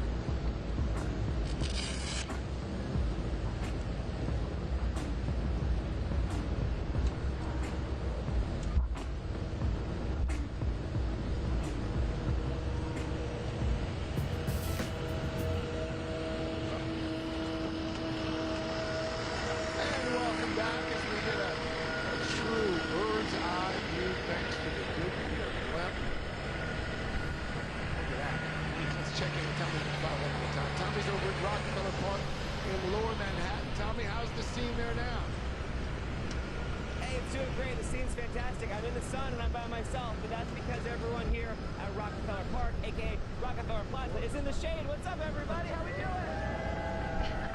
They're so much smarter than I am as we watch these ships come in. Curtis, you were here for the bicentennial. What was that like compared to today? I think they're comparable. I remember very well. I went to the Statue of Liberty and I went to the Brooklyn Museum. Very nice. Curtis, you're here for the bicentennial as well? Oh, yes, definitely. I think this is a little more spectacular. A little more because we didn't have the planes then. And we didn't have, I don't remember the boats. We had just the on the waterfront with fireworks. The excitement, the activity. That was it. And some of us weren't here for the bicentennial, right? No bicentennial people? Where's the furthest you came from? You're here from forever away. From Georgia. Yeah. Further than Georgia? Florida. Florida. What beats Florida? Where? Kansas City, go Chiefs. All right. We got South Korea back there. We got Thailand, and we got Tribeca neighborhood too. Everyone's coming together. It's been fantastic to see all of these people coming together from all around the world to enjoy big picnic spreads out here. Pro tip: if you're gonna come just watch the fireworks later on, you want to be in a Rockefeller Park Plaza. For the big, that's where all the fun people are hanging out. It's been so fun to see it all happen right here, right on the water. This whole day has been so fantastic. We're making friends, coming together, different generations, different locations, and that's what it's all about today, Craig. Making memories because we're all gonna take our vitamins and we're gonna stay hydrated and we'll be back here for the 300. We're already making plans for our reunion. Okay. Yes. Tommy said it. We love it. Thank you so much. We want to check into Janice Huss. She is right below the George Washington Bridge in Upper Manhattan, which is where the parade will end. And Janice, you've had a nice view yourself today. Oh, yeah, we've had a great view here. The ships have been turning around here, but they've been close to us. And I got some young friends here with me right now. What's your name? Valen. And where are you from? Close by. Yeah. She lives in the neighborhood. But these guys came from Minnesota. Oh my goodness, you came pretty far, huh? What do you think of it? It's pretty nice. Yeah. What was your favorite part so far? Seeing the ships. Yeah, there were lots of ships from all kinds of countries. Also, some of them had music. Were you dancing? It was kind of fun, right? What do we want to say right now to America? Ready? 1, 2, 3. Happy birthday! There you go. Yeah, having a great time here and trying to stay cool. We're gonna get out of the sun pretty soon. It's pretty intense, but we've got a breeze blowing most of the time, which has been pretty nice. And there's still lots of ships to go. Hey, Craig, I even met one of our cousins from Orangeburg here earlier. Of course you did. She's laughing. All roads lead back to South Carolina, Janice. That's right. All right, Janice there at the end of the route. Dylan Dreyer's been out on the water all morning among the boaters who have gathered to watch all of this go down. I understand you got some guests there. Yeah, I've been on the boat all morning. We finally tied up to another boat to see what people think of this whole spectacle out here. So, Brian, you've been here since before the sun rose this morning. What did you think? We thought it was awesome, me and my friends and my family, watching the boats go by, the planes too. The planes were a hoot. We definitely weren't expecting that, so that was awesome. Me too. That was so cool to see. Just being out here, seeing all the support for our country. I mean, it's 250th anniversary. Obviously, it's a very special holiday. Just seeing how serious everybody takes it just shows how serious we take this country, and I feel like that cements us as just, a strong community of people that can always come together and celebrate when we need to celebrate. Yeah, and I would say everybody out here was celebrating in such a civilized way. I think it was really majestic watching all of these ships go by, and then all of a sudden the technology kicked in, and in the sky you saw all these incredible jets. 100%. I mean, going from all those huge sailboats to those jets streaming across the sky was definitely something that was super cool. Seeing basically how far America has come from where we started in our Revolutionary War to where we're at today. It's pretty amazing, I think, just what we've achieved and what I think we can still achieve. Obviously, I'm no rocket scientist, but those people over working with NASA and whoever else doing crazy stuff. I think it's awesome watching all these planes fly across the sky. It's just so cool to me. I'm so glad you got to enjoy it. It was everything you hoped for. You staying for the fireworks too? I don't know. Are we staying for fireworks? He's asking Dad. I'm asking my dad. It's hot out here. I mean, don't get me wrong, staying out till fireworks is ambitious, but we're going to see if we can power through, guys. Back to you. Yeah, you will. Well, Dylan will be powering through. She's hosting tonight. Thanksgiving Day fireworks. Anybody can broadcast on land, by the way. It takes a real reporter to be able to pull something like that. We are going to be back with a little bit more right after this. Sailforth 250, brought to you by Jefferson's Bourbon. We couldn't be more happy to be part of the tall ships. This is all about exploration and adventure, and that's what we've been doing for the last 29 years at Jefferson's Bourbon. It's that Welcome back, America, to our Salute to America 250. Our next flyover will be the United States Marine Corps Fleet Review. Fixed-wing aircraft, you'll see 2 KC-130J models, 2 F/A-18C Hornets, and 2 F-35C Lightning II fighters. The KC-130J Super Hercules has extended-range multi-mission tactical tanker. It can quickly reconfigure to transport troops and medical evacuation. This crew and aircraft based out of Marine Corps Air Station Cherry Point. The other aircraft from Naval Air Station Fort Worth Joint Reserve Base. The F/A-18C Hornets are the Cowboys. A VMFA-112 based in my hometown of Naval Air Station Fort Worth, ARV, and the F-35C Lightning II. The Thunderbolts of VMFA-251 from Marine Corps Air Station Cherry Point, North Carolina. What an amazing sight here overall in our nation's capital as we pay tribute to 250 years of freedom with this, your United States Marine Corps Fleet Review. The sea level F-35 is one of 3 that you will see throughout today's show. It has larger orbital domains, larger internal fuel capacity, and heavier landing gear to withstand hard catapult launches and arrested landings aboard aircraft carriers. It allows the Marine Corps to seamlessly embed in a carrier strike group. All 3 of these type aircraft represent our United States Marine Corps and Marines everywhere as we celebrate America's 250th birthday. Jefferson's Bourbon. Llenaste el baúl, pero olvidaste la camiseta para alentar el partido. Lo importante es que no olvidaste tu aditivo Qualito. Disfruta el viaje con la tranquilidad de llevar tu motor rindiendo al máximo.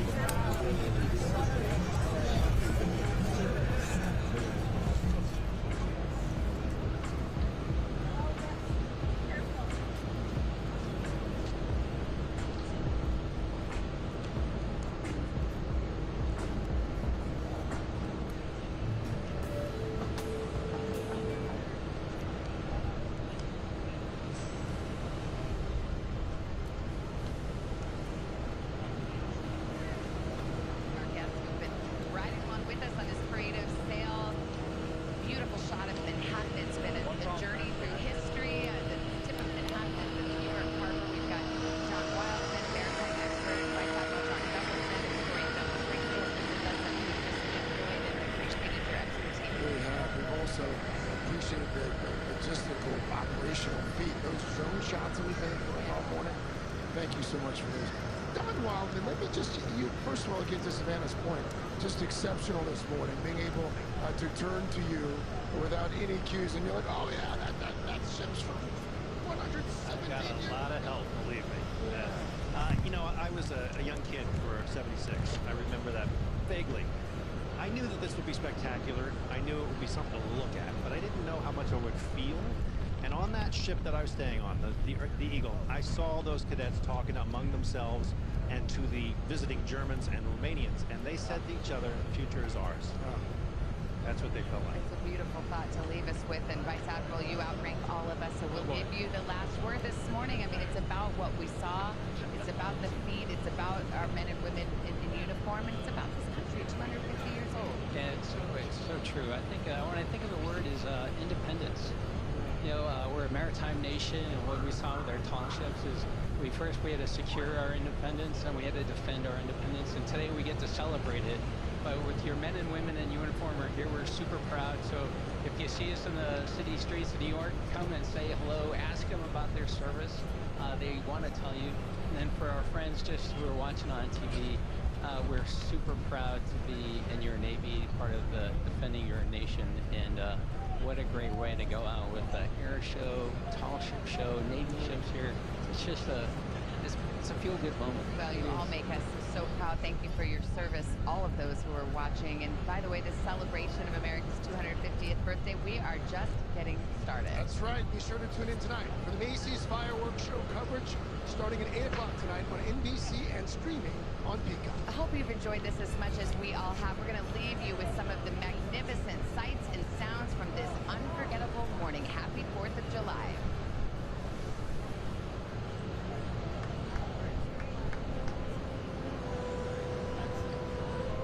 You were amazing, guys. Thank you so much.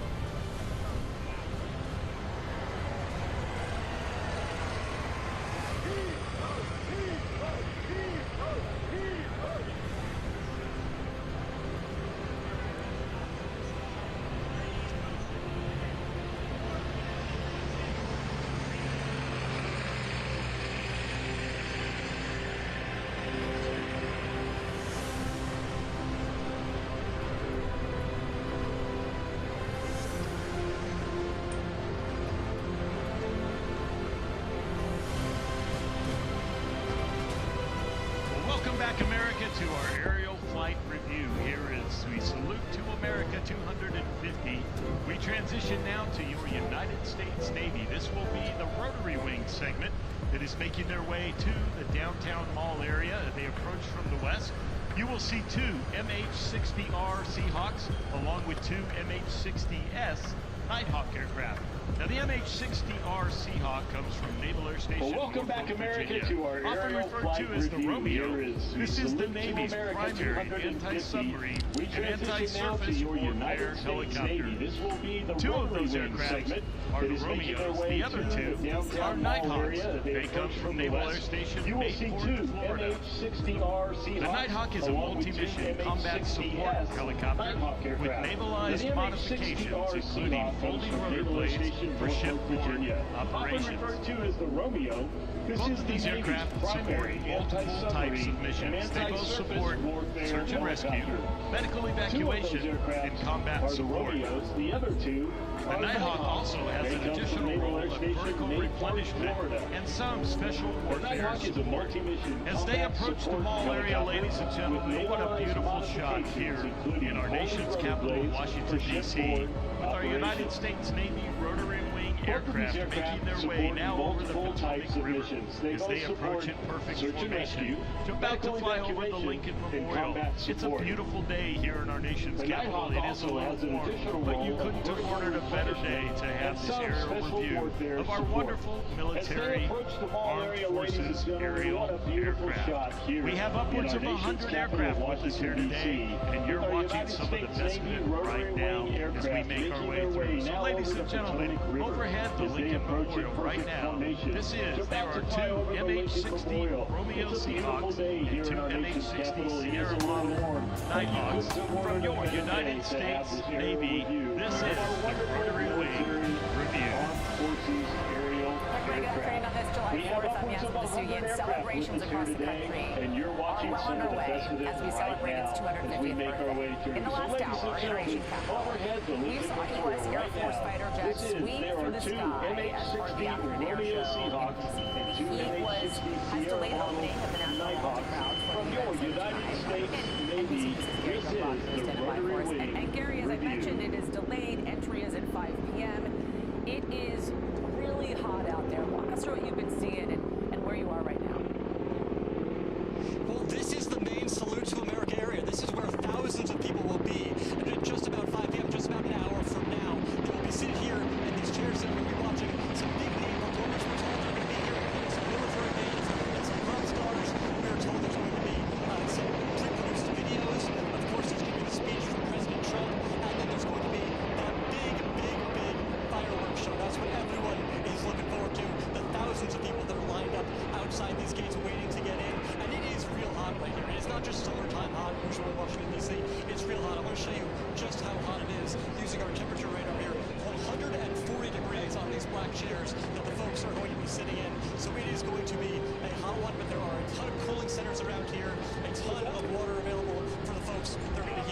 enjoying the 250th birthday of America. Yasmin. Let's hope the temperature cools down a bit at those seats, clocking at 140 degrees or so at 5 p.m. when entry begins, and of course, when the president makes his speech there. Great, Gary, come on for us. Thank you, Gary. There is a lot more to come, including a special edition of NBC Nightly News Live from Washington, D.C., followed by live coverage here on NBC News Now. For now, we are going to return you to coverage of Sail Forth.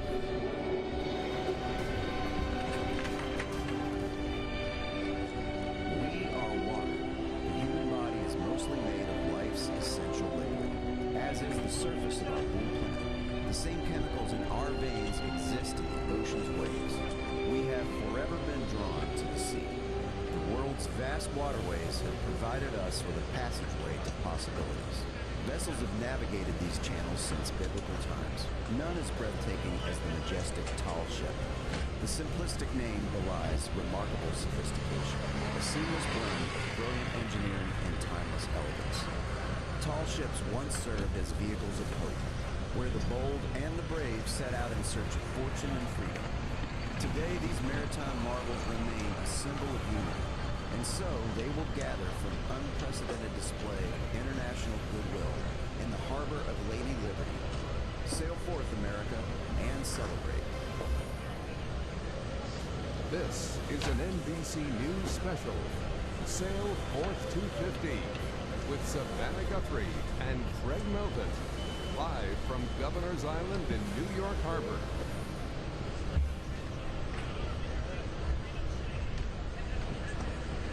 Hi, everybody. Good morning. If you're just joining us, welcome to a historic morning for our country as we officially kick off the celebration of the nation's 250th birthday. What a shot. Lady Liberty right over our shoulders. It is going to be an incredible day, and it's nice to have you along with us. I'm Savannah Guthrie alongside Craig Melvin. We are live right here on Governor's Island in New York Harbor. Yes, we just saw Lady Liberty there, standing tall, standing proud, right behind us in just a few minutes. The moment that we've been waiting for all morning, 47 tall ships from here in the U.S. and from countries all over the world will be sailing by. It will be an incredible show of force. It's called Sail Forth. They'll pass by the Statue of Liberty before heading north up the Hudson River. Millions of spectators lining the shores and in the water to watch this spectacle unfold. Okay, but it's not just on the river here. We're about to see a show in the sky as well. More than 200 aircraft taking part in the International Aerial Review. They'll be flying about 1,000 feet above us. That is set to start at 10:15. And Greg, it's going to get loud. It's going to get really loud. Really, really loud. I'm going to put on the headphones when that starts. Our team's going to be with you for the next 3 hours as the ships sail by. And we are glad to have some help as it all unfolds as well. To help us understand not just what we're seeing, but why what we're seeing matters. We have Don Wildman with us. Don is from the National Maritime Historical Society. He's going to be our guide to these tall ships, telling stories of their history. And a lot of these ships, Don, they've been sailing for decades. A number of these ships are more than 100 years old. What are we going to see over the next few hours unfold here in the waters behind? Well, you're seeing nautical celebrities. In the nautical world, these are the beauties that you dream to see with your own eyes, let alone beyond.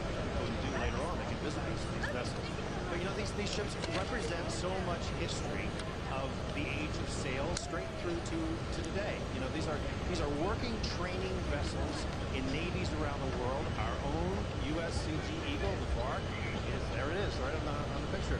A beautiful 295-foot, that's the size of a football field, a massive ship. That's a bark. And they use this just every year to train the new cadets. Well, we were going to see so many magnificent ships today. We also are going to get quite the show in the sky. And for that, we have Vice Admiral John Dumbleton here, Deputy Commander, U.S. Fleet Forces Command. He's going to walk us through this International Aerial Review, the precision, the planning, the partnerships on display overhead. By the way, before I go to you, Admiral, as you mentioned, we've got a historian here because this day means so much. Douglas Brinkley is here. He joins us remotely. He's going to help us connect to this moment with the people, the events, the ideals, what happened 250 years ago today that shapes the nation that we are. So we're so happy to have all of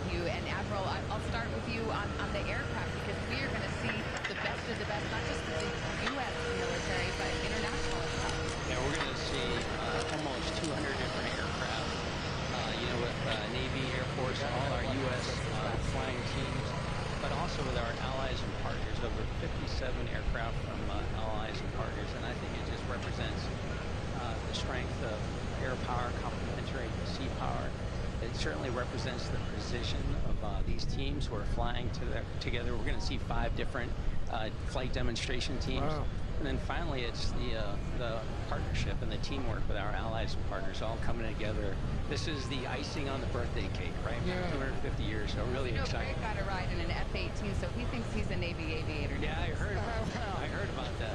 Thank you. I was honored, by the way. And just to be able to see up close what your men and women do every day, nothing short of amazing. It's spectacular what they do.